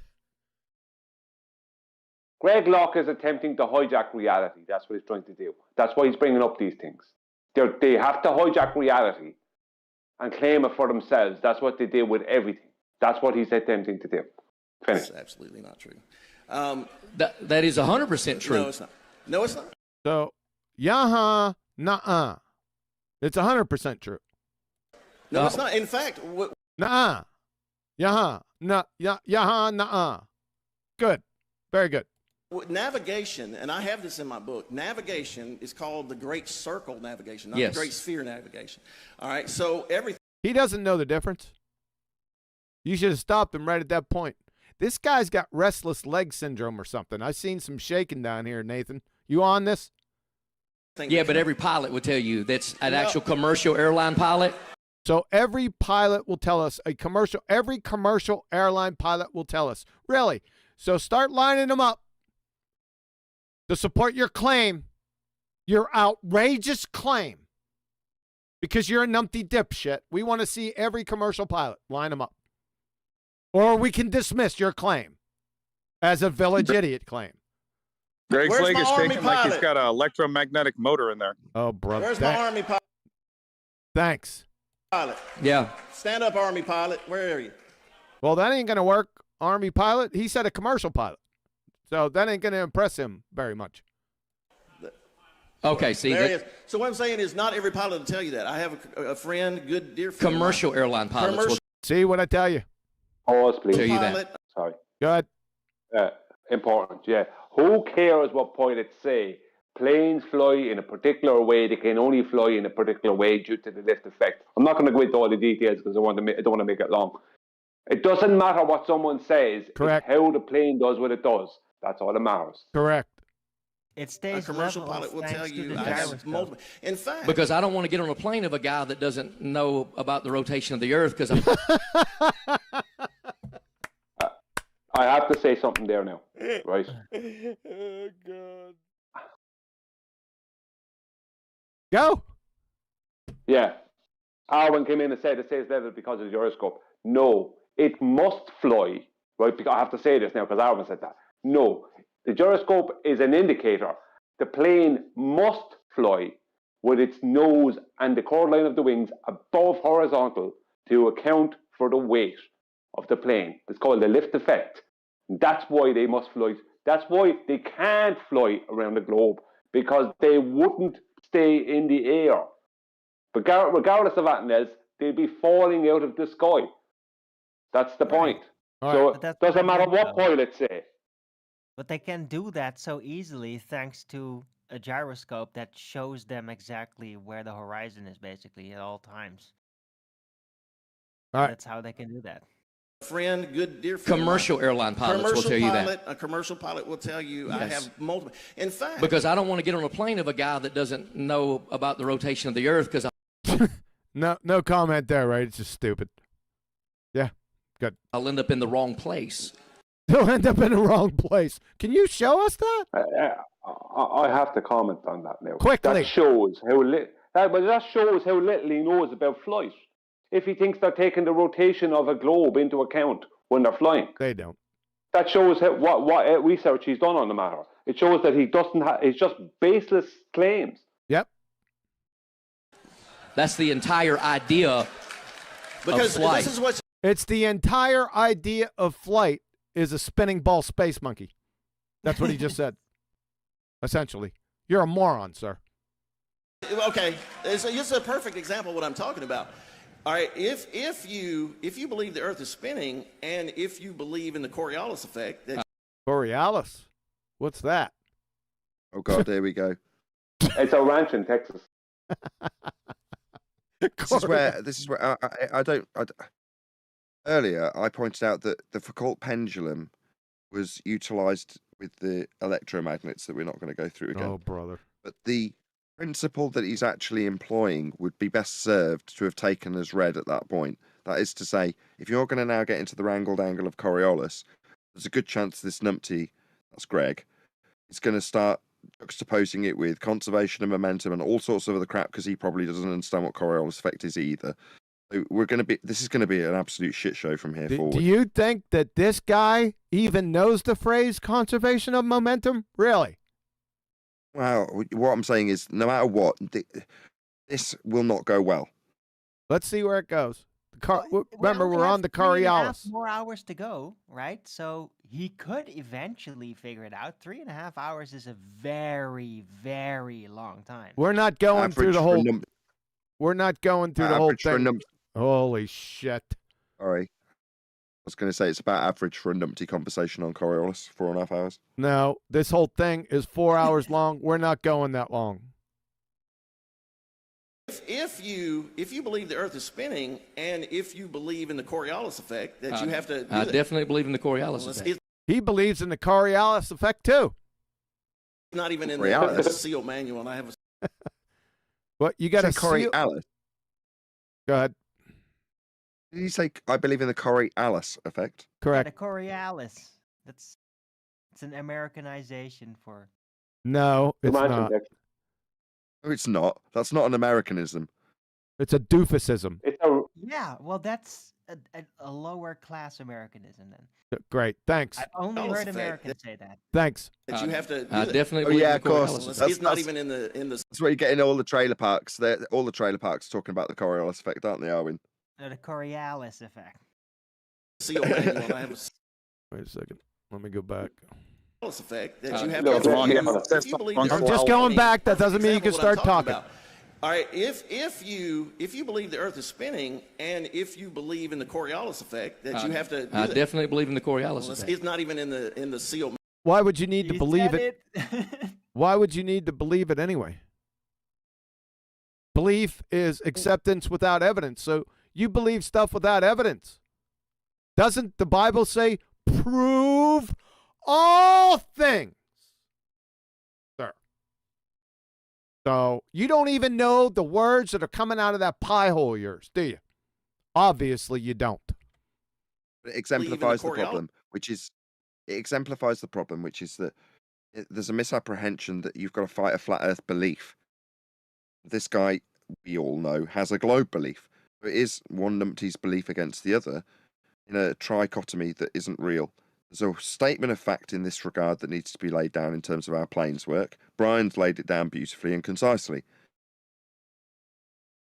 Effect that Well, you have to. the problem I is, definitely believe in the Coriolis. Oh, God. yeah. I just. He's gonna say it again. No, I'm not. I'm going to say something about planes. This is prevalent. You have two people on a stage here now having a debate. Both of them don't even know the word Coriolis. They have the wrong word. There are two guys going to argue about something that none of them know about. Yep. That's how ridiculous it is. Yep. The Earth is spinning, and if you believe in the Coriolis effect, that you have to. I definitely believe in the Coriolis effect. It's not even in the seal manual, and I have a seal friend. So it's not even in the seal manual, and you have a seal. What is you? You talk. What's he mean? What, Navy SEAL? What does that have anything to do with it? Well, maybe it has something to do with the Coriolis effect. What about Army Rangers? Let's ask some Army Rangers. Does that have anything to do with it? Mr. SEAL, he's going to start appealing fallaciously to authorities. That's what he's going to start doing. Oh, no. I got a question for Arwen, and it's that pastor's rebuttal. Arwen, do you believe in the Coriolis effect? If you say yes, then you're affirming. Yeah, that was a response. I believe in the Coriolis. What are you talking about? I don't know about Do you that, believe? but I know about the Coriolis effect. I didn't ask you that. I said, do you believe in the Coriolis effect? I believe in the Coriolis effect. Let's stop. Amen. Stop it right now. So what I'm going to benefit tell you right is now believing is that in if that was happening, That was your point. Right. We have to get to that point. I've already made the point about belief. So how long are we going to go with this where he's going to say, no, I believe in the Coriolis effect? How long? Thank you. 4 hours. 4 more hours. You son of a bitch. There you go, then. seal manual, and I have a seal friend. So what I'm going to tell you right now is that if that was happening, you could not land a plane on a north-south runway because... No, he's going back to, what's his name? That presented on this. Rory, my perspective. It was also the physics guy that got run out of the community. I can't remember his name. Brian Mullen. Brian Mullen. Oh no, man! It was way before. I can't credit that to Brian Mullin. I'm not crediting perspective, that. Rory. He popularized it. But that's where It that's where was Dean. Rory. My perspective. My perspective was the first one with that argument. Yeah, yeah, you're correct. I remember. Yeah. Okay. If the Earth Also is a spinning false at claim, QA. What's that? If we are on a spinning Earth, right, and I'm on a north-south runway, can I land it? Yeah, but I'm coming in sideways. I'm coming in hot. Yeah. yeah. Just thank the Lord that he uses this argument because, oh boy, 1,000 miles an hour, and an airplane is flying at 500 miles an hour, and you have to count in velocity, and you have to figure out. Counting velocity of what? Didn't you already state the velocities? He's already done too much, as far as I'm concerned, right? Sure. If at this point, right, he's already won. If you can establish the premise that a plane is coming into land on an Earth that's turning underneath, right, that's where he's got so far. Would we all agree? Yes. Right. My next statement would be as follows: we'd notice. Yes. Correct. Yeah, he doesn't realize that he got him. He's already won. They could not land on a north-south runway. It's impossible. What about an east-west runway? One of those would never catch up to it at 500 miles an hour if they were in Missouri, flying that latitude or south of that. They'd never hit the runway, would they? The really skilled ones do it backwards. Is that correct for the Coriolis effect? Thanks, Sarwin. No. Possible. Gyroscopes in planes tell the pilot that they're flying flat and level, and many pilots have come out. An F-16 pilot's come out and a whistleblower and said it's flat. He knows it. Here's another thing. You see a F-16. I've been down in Pensacola where you see the Blue Angels do their thing. They will fly. This is wrong. Hold on, just before you say your point, I was first. Right, he obviously doesn't understand the principles of the argument because he hasn't linked gyroscopic motion to the pendulum motion. It's the same principle. He clearly hasn't linked those two together. That's why I did it and made such a big point of it earlier and saying, you tie him to the fact that they're saying Earth turns under the pendulum because Earth would turn under the gyro. He's not linking these principles. He doesn't get the point. Sorry, Dean. Go ahead, Brian. This is wrong. The gyroscope doesn't tell the pilots anything. It's not in communication with the pilots. The gyroscope holds a horizontal orientation, and they determine their pitch above or below that horizontal orientation. That's what the gyroscope does. And they're going to be pitched above it, and they'll change their pitch above it during the flight, depending on their airspeed. If they want to hold the same altitude and if they pitch up and they want to hold the same altitude, then they got to slow down. Right? If they pitch down and they want to hold the same altitude, they got to speed up. That's the way it is. It doesn't talk to them. It's not Kit from That's strictly true. That's what the really old-fashioned Australian gyroscopes did have a communication device. It would say things like, "Wolfie, correct for the Coriolis effect." Brother. 50 feet off of the water, breaking the sound barrier. Okay? Now that means that they are moving over 700 miles an hour, right? They break the sound barrier. Sometimes they're flying at Mach 2 in a straight line. Now, if they're flying that fast and the Earth's curving, and most people don't on your side do not know how much the Earth curves. They don't even know the formula. Can you drink a cup of coffee at that speed? Yeah. I've never been at that speed. I would probably say in a closed system, flying straight. Maybe I need a straw. Actually, they're taught to have to clench their rears so that they can keep their blood flow and going at like Mach speeds. No swearing. Hey, I did a very good job keeping it clean, unlike Adam. But it's 8 inches per mile squared. Now, if you do that going that fast, you're going to have to be nosing the plane down. In fact, if you're going 500 miles an hour, you're going to be nosing the plane down like 2,000 feet, which is over half a mile every few minutes. So what he's right? done is No, he's taken my argument. no, he hasn't. There's Yes, he several has. arguments being He's mashed got together. rate. We've got two arguments being mashed together. We've got an argument that needs to be concisely summarized as Earth doesn't turn underneath. And he's now going into nose down towards the 8 inches per mile squared. These are two different arguments. Let's roll back. Super chat. You're right. Adam, superfluid. Fluid.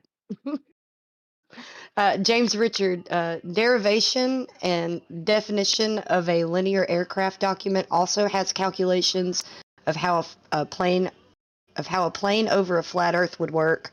Those calculations match reality. Nobody talks about that. Nope, they don't. Thanks, James. Yeah, they do. You just did. Which is over half a mile every few minutes. No, every minute. 2,777 feet per minute. Dean, per minute at 500 miles an hour. So If you're we're flying now a mile- into rate of change.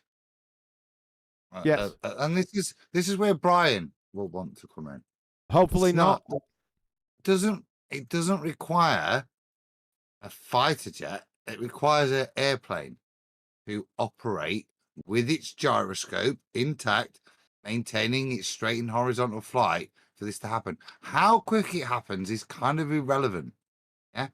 Yeah, It's but a he's got a simple fact. point. He's got a point coming up here. I'm going to let it go. You'll see where he's going. No. Yeah.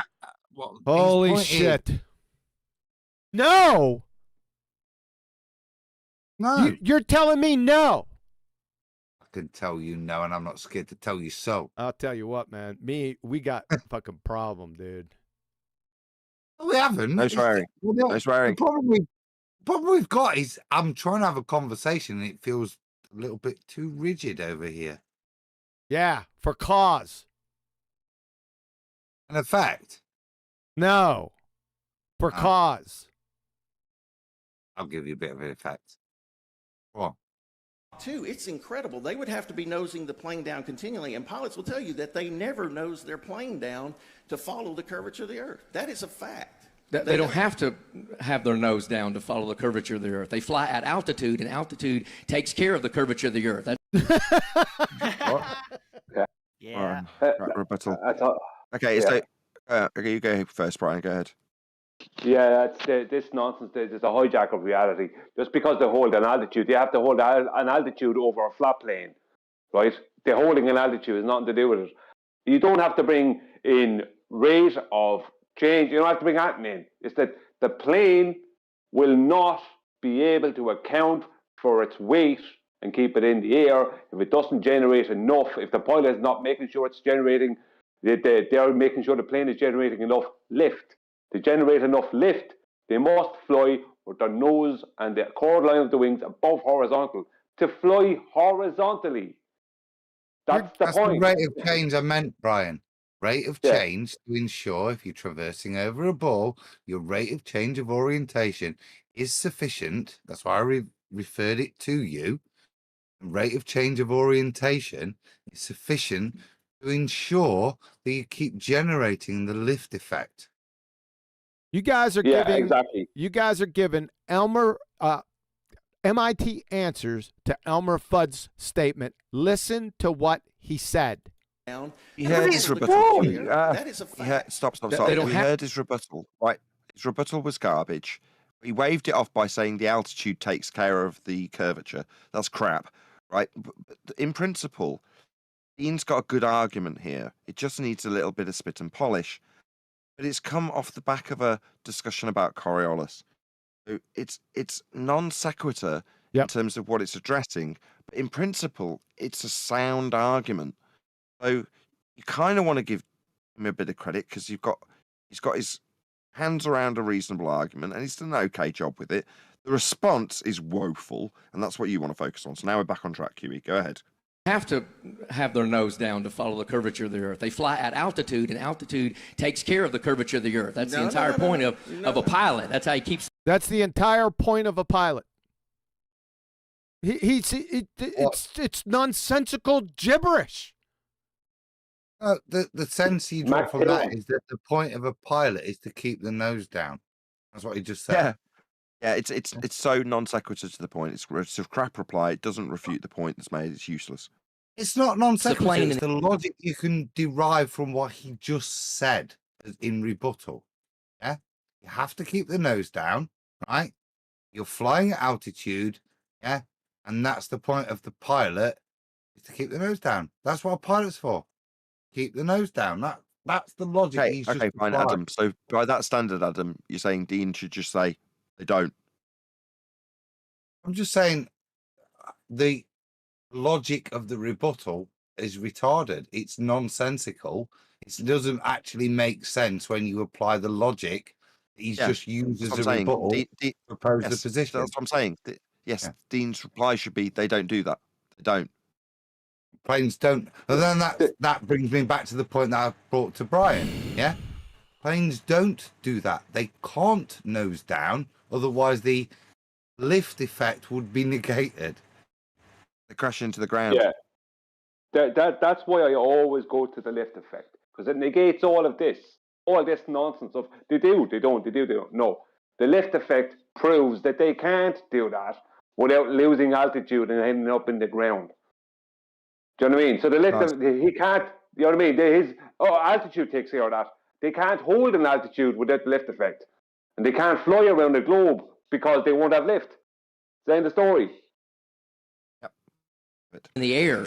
Let me- to say that you got to nose down and go around the earth Let me explain would something be to you about. Let me ridiculous. explain something to you about aerodynamics. Aerodynamics will tell you right now. Why didn't he just acknowledge what his opponent just said? Yeah. His opponent's just acknowledged. In order to go around a globe, you'd have to nose down. Yeah, mate. Precisely. Earth Let me explain would something to you be about. Let me explain ridiculous. something to you about aerodynamics. Aerodynamics will tell you right now. Aerodynamics speaks now. Dean. You cannot fly a plane at Mach 2. You cannot fly a plane in any curve. I don't care if it's this way, or this way. They do not fly. They will come apart. That's why the SR-71, there was one time, it just came to pieces. It had to fly straight and level, or it would just burn up and tear apart. So, no, I'm sorry. They don't nose a plane down. When So you've never seen a plane curve. You've never seen a plane do flips, go. You see what he just did? Dean said that's akin to water at rest is flat. Check out my raindrop. That's how pathetic that is. Yeah, it's pathetic because he didn't pay attention to what he said. He said flying at Mach 2, Greg. Mach 2. Flying at Mach 2, Greg. QE, have you never seen a Mach 2 loop-de-loop? Oh, brother. Go up, go down, barrel roll. No, what you're talking I did see a Mach 2 Chandeli in Egypt. about is you're going somewhere else with this. That's different. When I'm talking a plane flying at Mach 1, Mach 2, Mach 3, they're not nosing the plane down. But I don't travel to go preach at Mach 1, Mach 2. I'm talking. What does that have to do anything with his point? It's just a numpty diversion. It's pathetic. Your arguments are worse than that of a clumsy child, Craig. I'm sorry, Greg. Same thing. Talking about real people understanding the understanding. You know, look at him. He's starting to preach now. Got his hands flailing. An idiot. the science behind this. There is no science behind this. Category error. Not just speculations of being able to say, well, a lot of pilots have come out. Well, I would like to see one of them. Was it here? Because obviously we can't go on indefinitely, and we've done quite a long show already. But at that point, it's a good point to highlight what I went through in the middle of this. I'm glad I did it right in the middle, because I can summarise it without going through it again now, which is where I intended to go through it originally. But anyway, when he gave you that response into Odle, you could have challenged it based on your understanding of science if you had one. Now, I think it was Neil, who's going to be the person approaching you personally, was the first to point out that if you had a good understanding of the scientific method, you'd have overcome quite a significant chunk of this discussion with ease. However, it would have also meant relinquishing a lot of your ether nonsense, unfortunately. It's a double-edged sword in that regard. However, the strength in regards to what you just had to deal with from this guy throwing science at you, you dealt with that with ease. If that blade was sharp, Yep, and you knew what the scientific method was. correct. Superchat. Super fluid. Super fluid. I have to do it every time you say it. AI said, should I join the panel and succinctify succinctly? Please. Because They're here. They got one they're, here. They're not. They're not here. He just said he wasn't a military pilot. Listen, these are the people. That guy right there. The These white are the. shirt. These hold are on, the hold on now. The white shirt guy. commercial airline is an pilot. Army pilot. Commercial airline So you have to have a commercial airline pilot, not an Army pilot? Really? Is that your argument? It's pathetic. pilot. What difference does it make? Because the people that want to talk are The people that want to talk are, this is going to be amazing. helicopter pilots. Are they? So helicopter pilots want to talk. What a gem of a point. And they also do. They tend to be the ones doing Mach 2 as well, don't they? Yeah. The only flat earthers I've ever met, and I've only met 3 of them, which is fine. And then people that Shut up. Boy, I slap you, you half a sissy. My God, sir. fly small planes for small distances. Oh, boy. Because if you're going to get in an airplane, and I know you guys hate the Southern Hemisphere and all that kind of stuff. If we're going to get in an airplane, and we know you guys hate the Southern Hemisphere, okay, what about the Southern Hemisphere? Let's see. I'm telling you, there is no possible way to make it from point A to point B without curvature and rotation of the Earth. Without, what did that have to do with the Southern Hemisphere comment?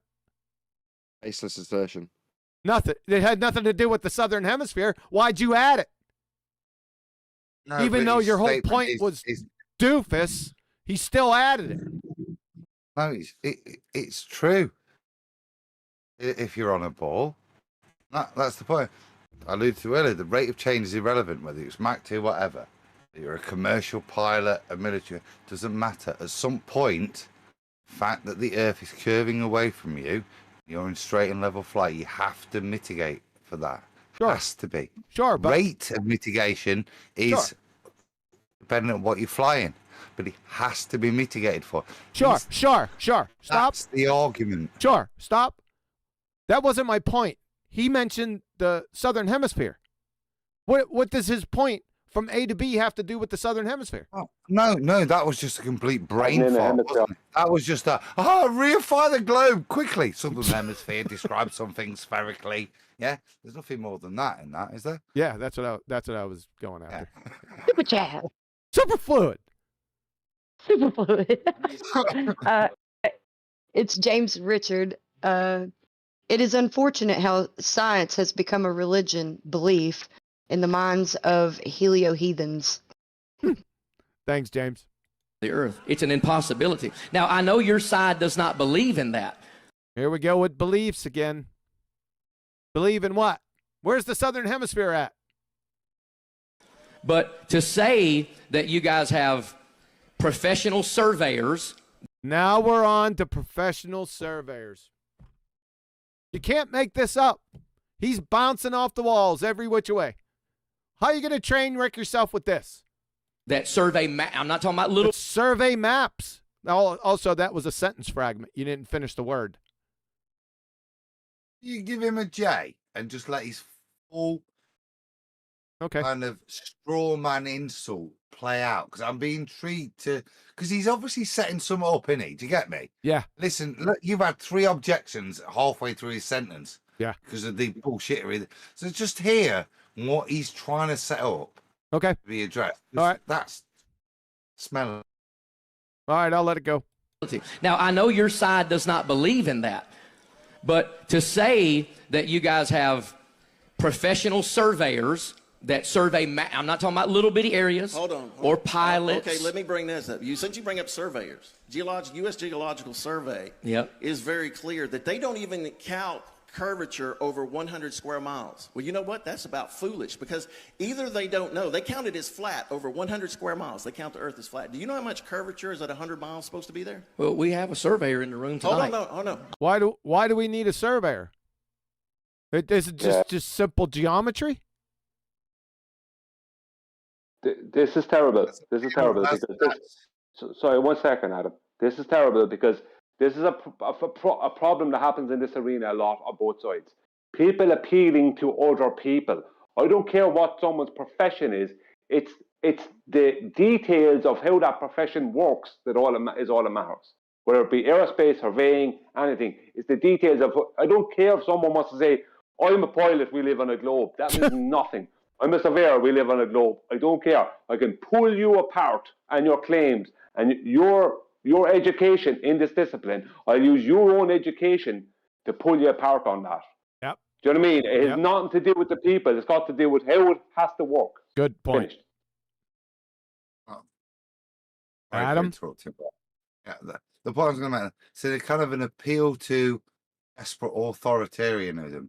Yes. So whereas we'd appeal to authority, and we might be able to provide some citation as relevant as it would be, this is desperate appeal. Is there a surveyor in the room that'll back me up, please? Yeah, that's where we're at. It's going to get worse. It's going to go to appeal to authority fallacy here in a couple moments. I'm not asked about how far it will descend. The point is, this is the level of argumentation that's being presented. Yeah, I know. That's what's pathetic. Aren't they already in the middle of like scattergunning? Didn't they just talk about something else? Oh, quickly move to the next thing. Yeah, Sounds he like did. Scattergunning again. Yeah, it's red herring fallacy. He's full of them. Diversions. I'm asking you, do you know how much curvature of the Earth is supposed to be there in 100 miles? Well, if you use the parabolic approximation, which is What? That's correct. That is incorrect. No, it's parabolic. The 8 inches per mile squared is parabolic, isn't it? It's not a circle. That's correct. That part's correct, but the approximation. And this is what pisses me off even more. You pretentious bastards. Yeah? You're prepared to use the word parabolic to pretend you have an understanding. Yep. Yeah. That would be a slope. As you do. This is Dunning-Kruger personified right now, and respectfully, probably on both sides. It's going to be worse. which is the zetetic astronomy, which is nonsense because that's a curve as an arch. It would look like the world would look like the St. Louis Arch. No. What? He's geometrically illiterate. Thank you very much, clown. Oh, that is not it. Every scientist, I have a PhD. Every scientist. This isn't a scientific topic, Dean. Well, he was stuttering before he said it, so. Yeah. He has a None of them can prove. Hold on. Stutter or not, it's appeal to consensus fallacy. No, hold on. Let's get it all. Like the St. Louis Arch. No, that is not it. Every scientist, I have a PhD in physics here with me.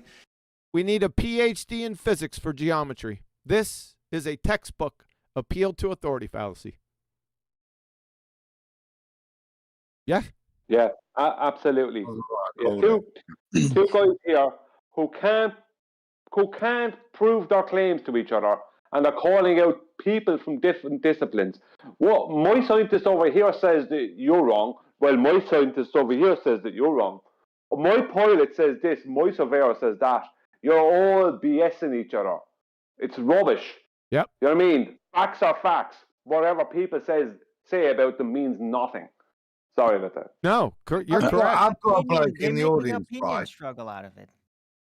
But what does it prove, right? If I say I've got a bloke in the audience who says bake those brownies for 20 minutes, yeah, or 22, then you get gooey brownie.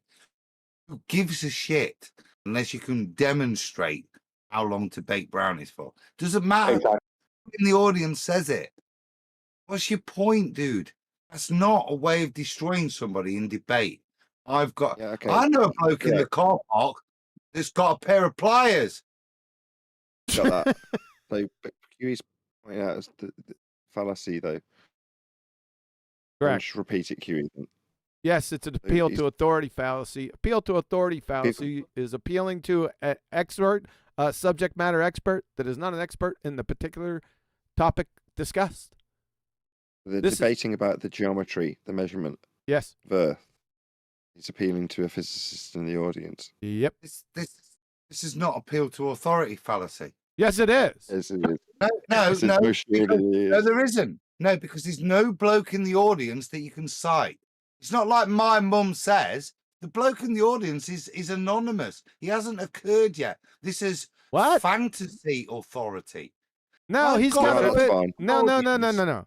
He's got It's a not like PhD. saying my mum says. Listen, He's not said Jesus what the God. person in the audience he's citing in opposition. There is no authoritative statement in opposition. He's just got a fantasy authority that opposes it. We're not even at that full.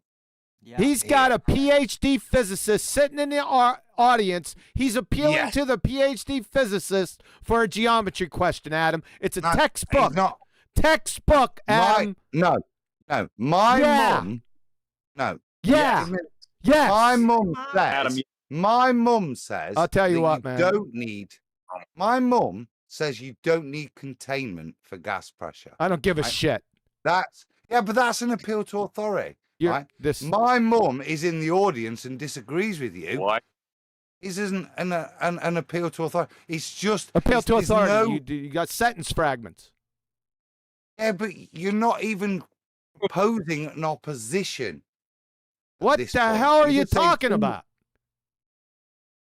It's You're right, Adam. textbook. Let's move on. Let's just move on, though. My You're God. being That's nuanced. highly sought after across the world by Google and NIH and everything else. She will tell you that if you're going to have a ball that's 24,901 miles in circumference, and it's a perfect sphere, right? You have a sphere, and that's what NASA shows us is a perfect sphere, though Neil deGrasse Tyson says it's a pear-shaped thing, right? But here we go. Here we go. If you Have you noticed every time this is weird, every time that he adjusts, he does. Have you noticed that? They mirror each other. Say again? Yeah, I've noticed. Yeah, they're both on an even footing Yeah, of they're mirroring. bullshittery. Nathan both- Oakley, then Nathan Thompson. Nathan Oakley, go. Yes, Nathan's saying they're mirroring each other, and I'm agreeing with him. Yeah, they're both bullshitting at this point. These are 2015 arguments that have been around forever, and they're useless. But they're both offering up the same kind of quality. So they're mirroring each other in both body language and crap arguments. Yeah. I just wondered if anyone The, noticed. the only time, Go the ahead. only time I yelled something during the debate is coming up right now. I wonder if we're going to be able to hear it, but I'm about to yell something from the audience, and it was quiet Cool. on stage, so I wonder if we'll be able to hear it. Okay. Oh, cool. What are we listening Chat. It's not a for? perfect. Oh, my God. What do you mean, oh Adam's my asking God? what we're listening- Two things. What we're listening Super out chat for is first. what Adam's asking. What we're listening out for, Nathan. Is me yelling? We got that. I- What I'm are you talking yelling? I'm talking about how the parabola is accurate up to 1,000 miles according to AutoCAD, Sagitta, and Pythagorean theorem, and then I stopped talking. It's actually I yelled at. it's actually accurate to 1,400 miles within 0.1% error. Super chat. Just- Super fluid.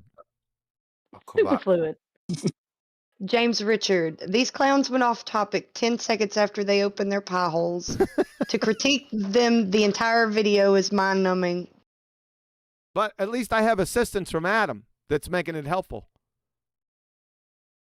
Perfect sphere, but I It's get it. easy to mock, isn't that's it? It's easy to mock. It's easy to sit in chat and critique my critique. And do your own. Okay, let's Adam, stay on. can I move on? No, just one thing. What the word I'm looking for to hear in the background? It's one of my favourite words. Shout out Bob, no doubt. Sagitta. Is that what we're looking for, Nathan Thompson? Well, we're It's gonna one find, of them. Yep. We're gonna find out. pictures they give us, so somebody's wrong. But here's the thing: if it's curving, if it's a sphere, 24,901 miles, the math does not lie. It is 8 inches per mile squared at the equator, and actually, if you go up the ball, going east and west, it actually increases to 9 1/4. Huh? What? What? What? Everyone's saying what? Super chat. I was in the audience like, what? Let's let Adam summarize. Superfluid. Superfluid. Yeah, give me a James- super chat thing. Yeah, James Richard, he's said, my last super chat might have sounded like I was trashing the show. I was not. I feel for the ballbusters on this one. Felt I had to clear it up. Oh, no. It wasn't that, James. Not No, at all. I didn't didn't take it that way. I heard it Neither as did a I. sympathetic plea towards me. Thank you very much, James. No, I took it exactly like that, like a sympathetic plea towards us, as in this is really tedious for us to have to go through it, and he was sympathising. I didn't take it that way, but thanks for the extra super chat to clarify. Yeah. I As I long took as- it as code to. Go I'm ahead. actually not sure. So No, if you that's- could just super chat I once think we should more, all spend just- some just to make significant your time point. discussing how we misinterpreted or didn't misinterpret it. That would chew up at least 2 or 3 minutes. Go ahead, Adam. Is everybody a level lower? If I could just clarify that with you, James. So your last super chat might have sounded like I was trashing. I was not. I feel for the ballbusters on this one. I had to clear it up. Am I correct in assuming that's correct? Please super chat back. Don't Thank super you. chat again, Oh. James. I was Super chat. joking. Over to you, Flatsy. And I Superfluid. want to make a point. Superfluid. I'm having so much fun. I'm sorry. AI, he said, tip of the hat to Chris Van Matre. Chris Van Matre. Okay, Matre. Oh, super chat. Super chat. Superfluid. Superfluid. James Richard again. So he beckoned to the call. No problem, Nathan. There you go, Nathan. All right, can we continue now? No. 9.5. No. Please, please, No. please do. No. What about a no? Do you not understand? I forgot the point I was going to make. So all I'll say Why is, not? Theo, big tip of the hat to Chris Van Matre, because back in the day he did a lot of shit and explained a lot of stuff for us to understand a lot of the crap that these guys don't understand. Yes, he did. I've used some of his material along the way. So, yeah, shout out to Chris. But actually, the I've curve met Chris. gets He's a worse. good guy. So no, these are things we can calculate, and they're not arguing. I have engineers and PhDs in physics who will explain to you the math if you need it explained to you. But This has got to stop, right? This is not acceptable. Yeah, if you're going to debate with somebody, you say, "I have got an argument that I'm not going to give you." However you phrase it, whether it's people, whatever it is, it's not an acceptable way. Whichever side of the debate you're on, it's not an acceptable way of debating. It's pointless. It's nonsensical. It's not worthy of rebuttal. But I don't know where you're coming from with that crazy stuff. The Earth, if it is the ball, It comes right out of the Zetetic Astronomy book from Samuel Robotham. no, it doesn't. I don't. Who? Use, I've never even read his book. Okay. No, this math Stop. is very In my bag here, I've got something that shows you all a talking load of shit. I'm not going to show you. clear. I'm going to keep talking about what's in the bag. You know the bag? The bag, it's velvety. And on the top, it's got a bit of string. And you can pull it, right? And you can pull the cord. And it pulls the top of the bag up. Really nice. As Shall I clear talk as it about gets. the bag some Where's more? my PhD in physics? Please stand. I've got a guy that's got a PhD in physics, and he'll back me up. And he's like the string on the top of my bag. Come on. No, this is embarrassing. Whichever side you're on, you do not debate like this. This is embarrassing. Yeah, Nathan Thompson, you're roboting. You are probably correctly, because I'm a bit irate now. But for a purpose, guys. What's your point you're making when you do this shit? Bring something to the table. The What am I square. doing? Cowbell or nothing. Don't bother otherwise.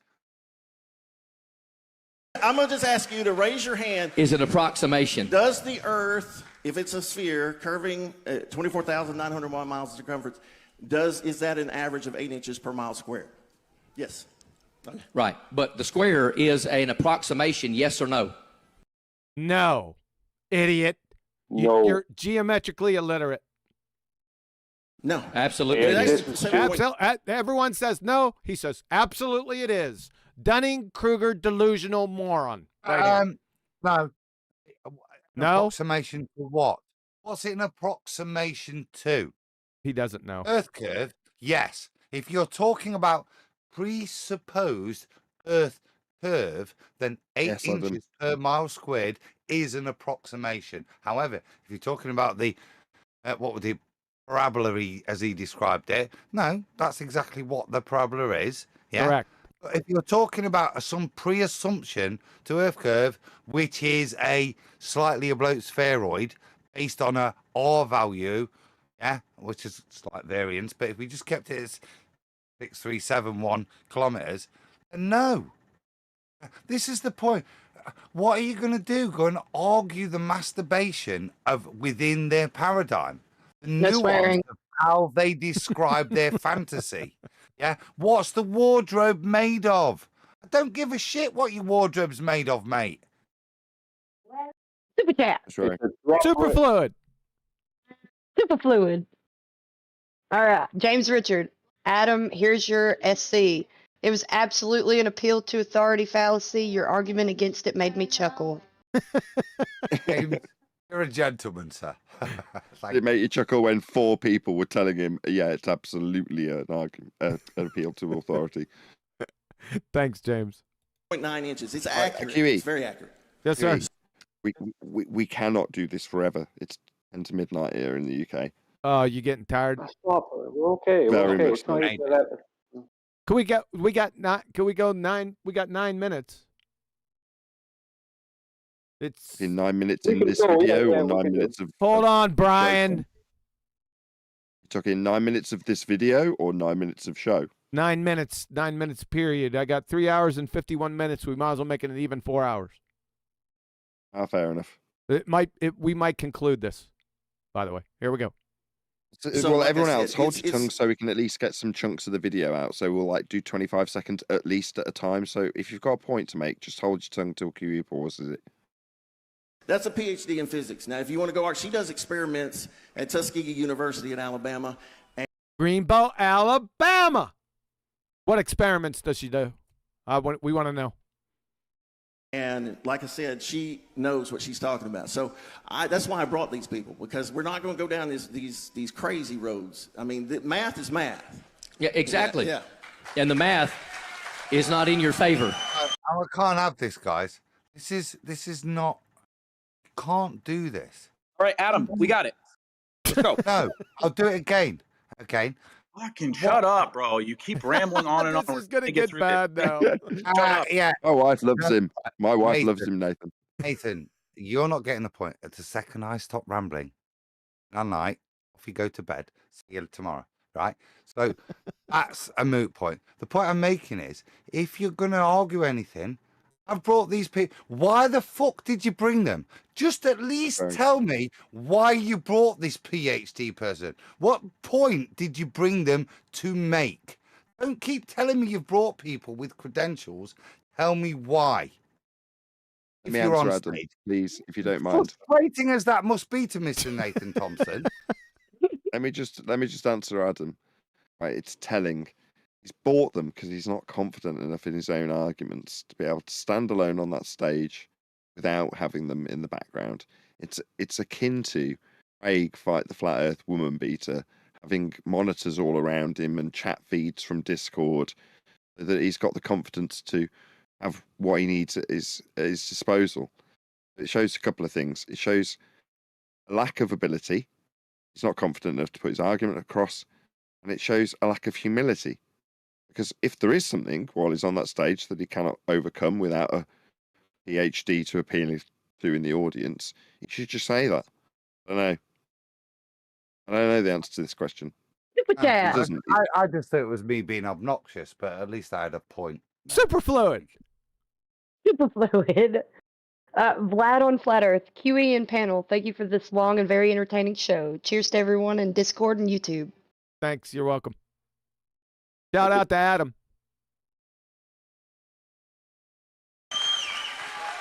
And so, I mean, yeah, anybody could bring testimonies, anybody can bring doctors, PhDs, that's fine. But the squared is an approximation. It's a parabolic approximation. He won't give us up. What a clown. That's He because said Say again? he's got him.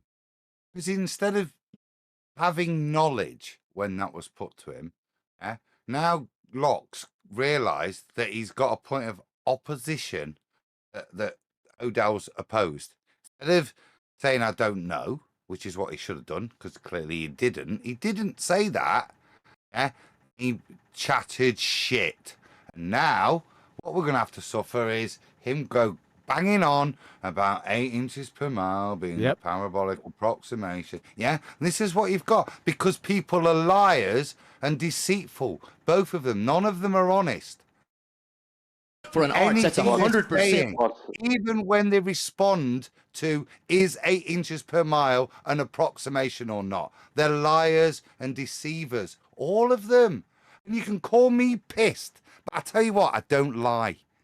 Why? I don't fucking lie. But all I see, all I see is liars and deceivers everywhere. Yeah, drunk or not, I don't care.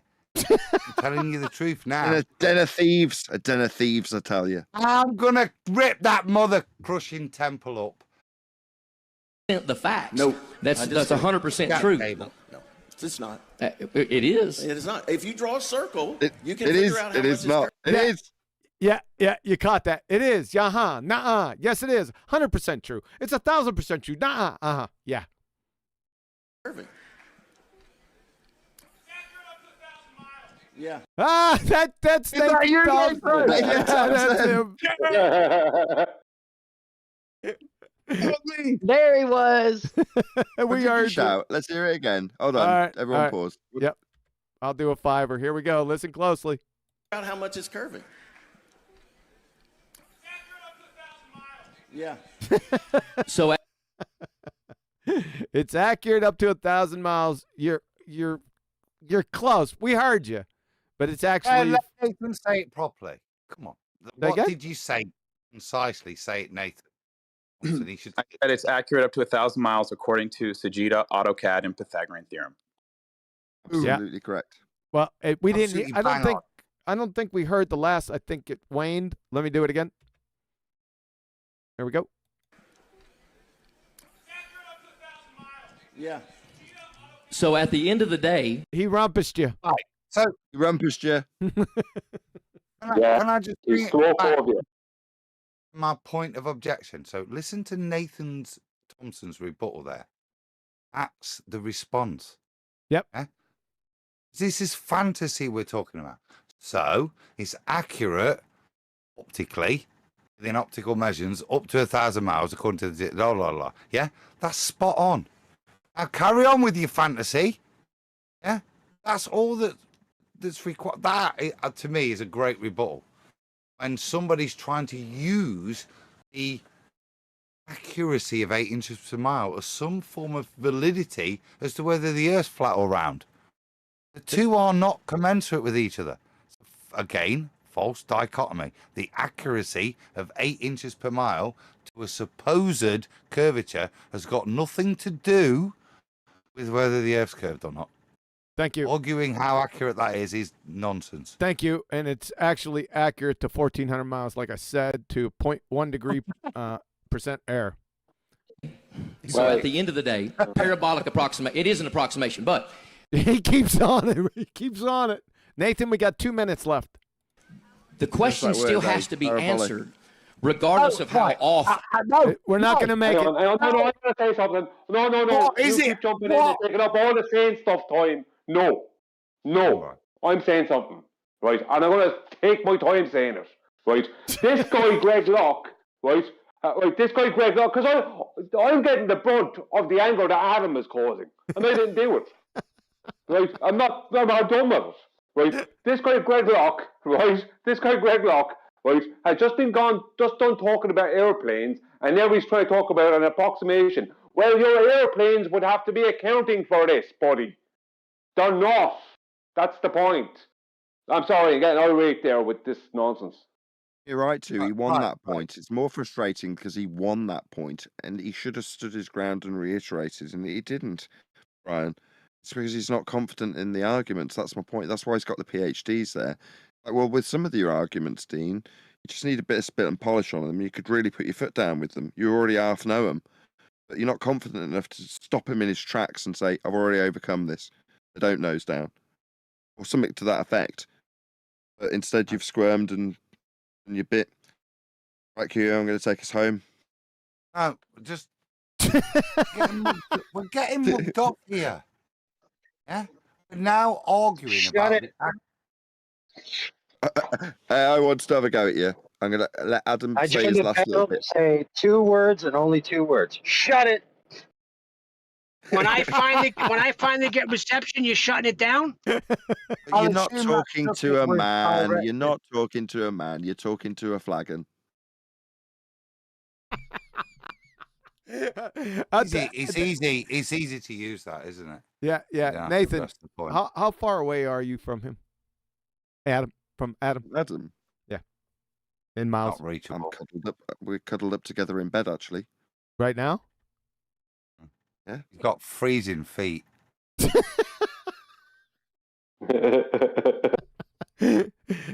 How much would you take just to take him out? Shoot him in the head. Yeah. You see, you controlled up. A lot of you. Shut me down, you cowards. Take us home. Ban that guy. Take us Ban home. that guy. Oh, wait a minute. Wrong server. Take. That's a good one. That's a good one. Take us home, sir. With that, I'm going to say, first and foremost, a huge, massive, enormous thank you to the Adam Meakin for making today's show so very entertaining. And of course, a massive thank you to all of you for liking, commenting, sharing, subscribing, hitting QE up on PayPal and Patreon and all that good stuff. Also, of course, a massive thank you to the rest of today's Discord for making today's Ballbusters possible. And last but no means least, QE for making today's show possible at all. I've been Nathan Oakley, and we will see you all in the next Ballbusters.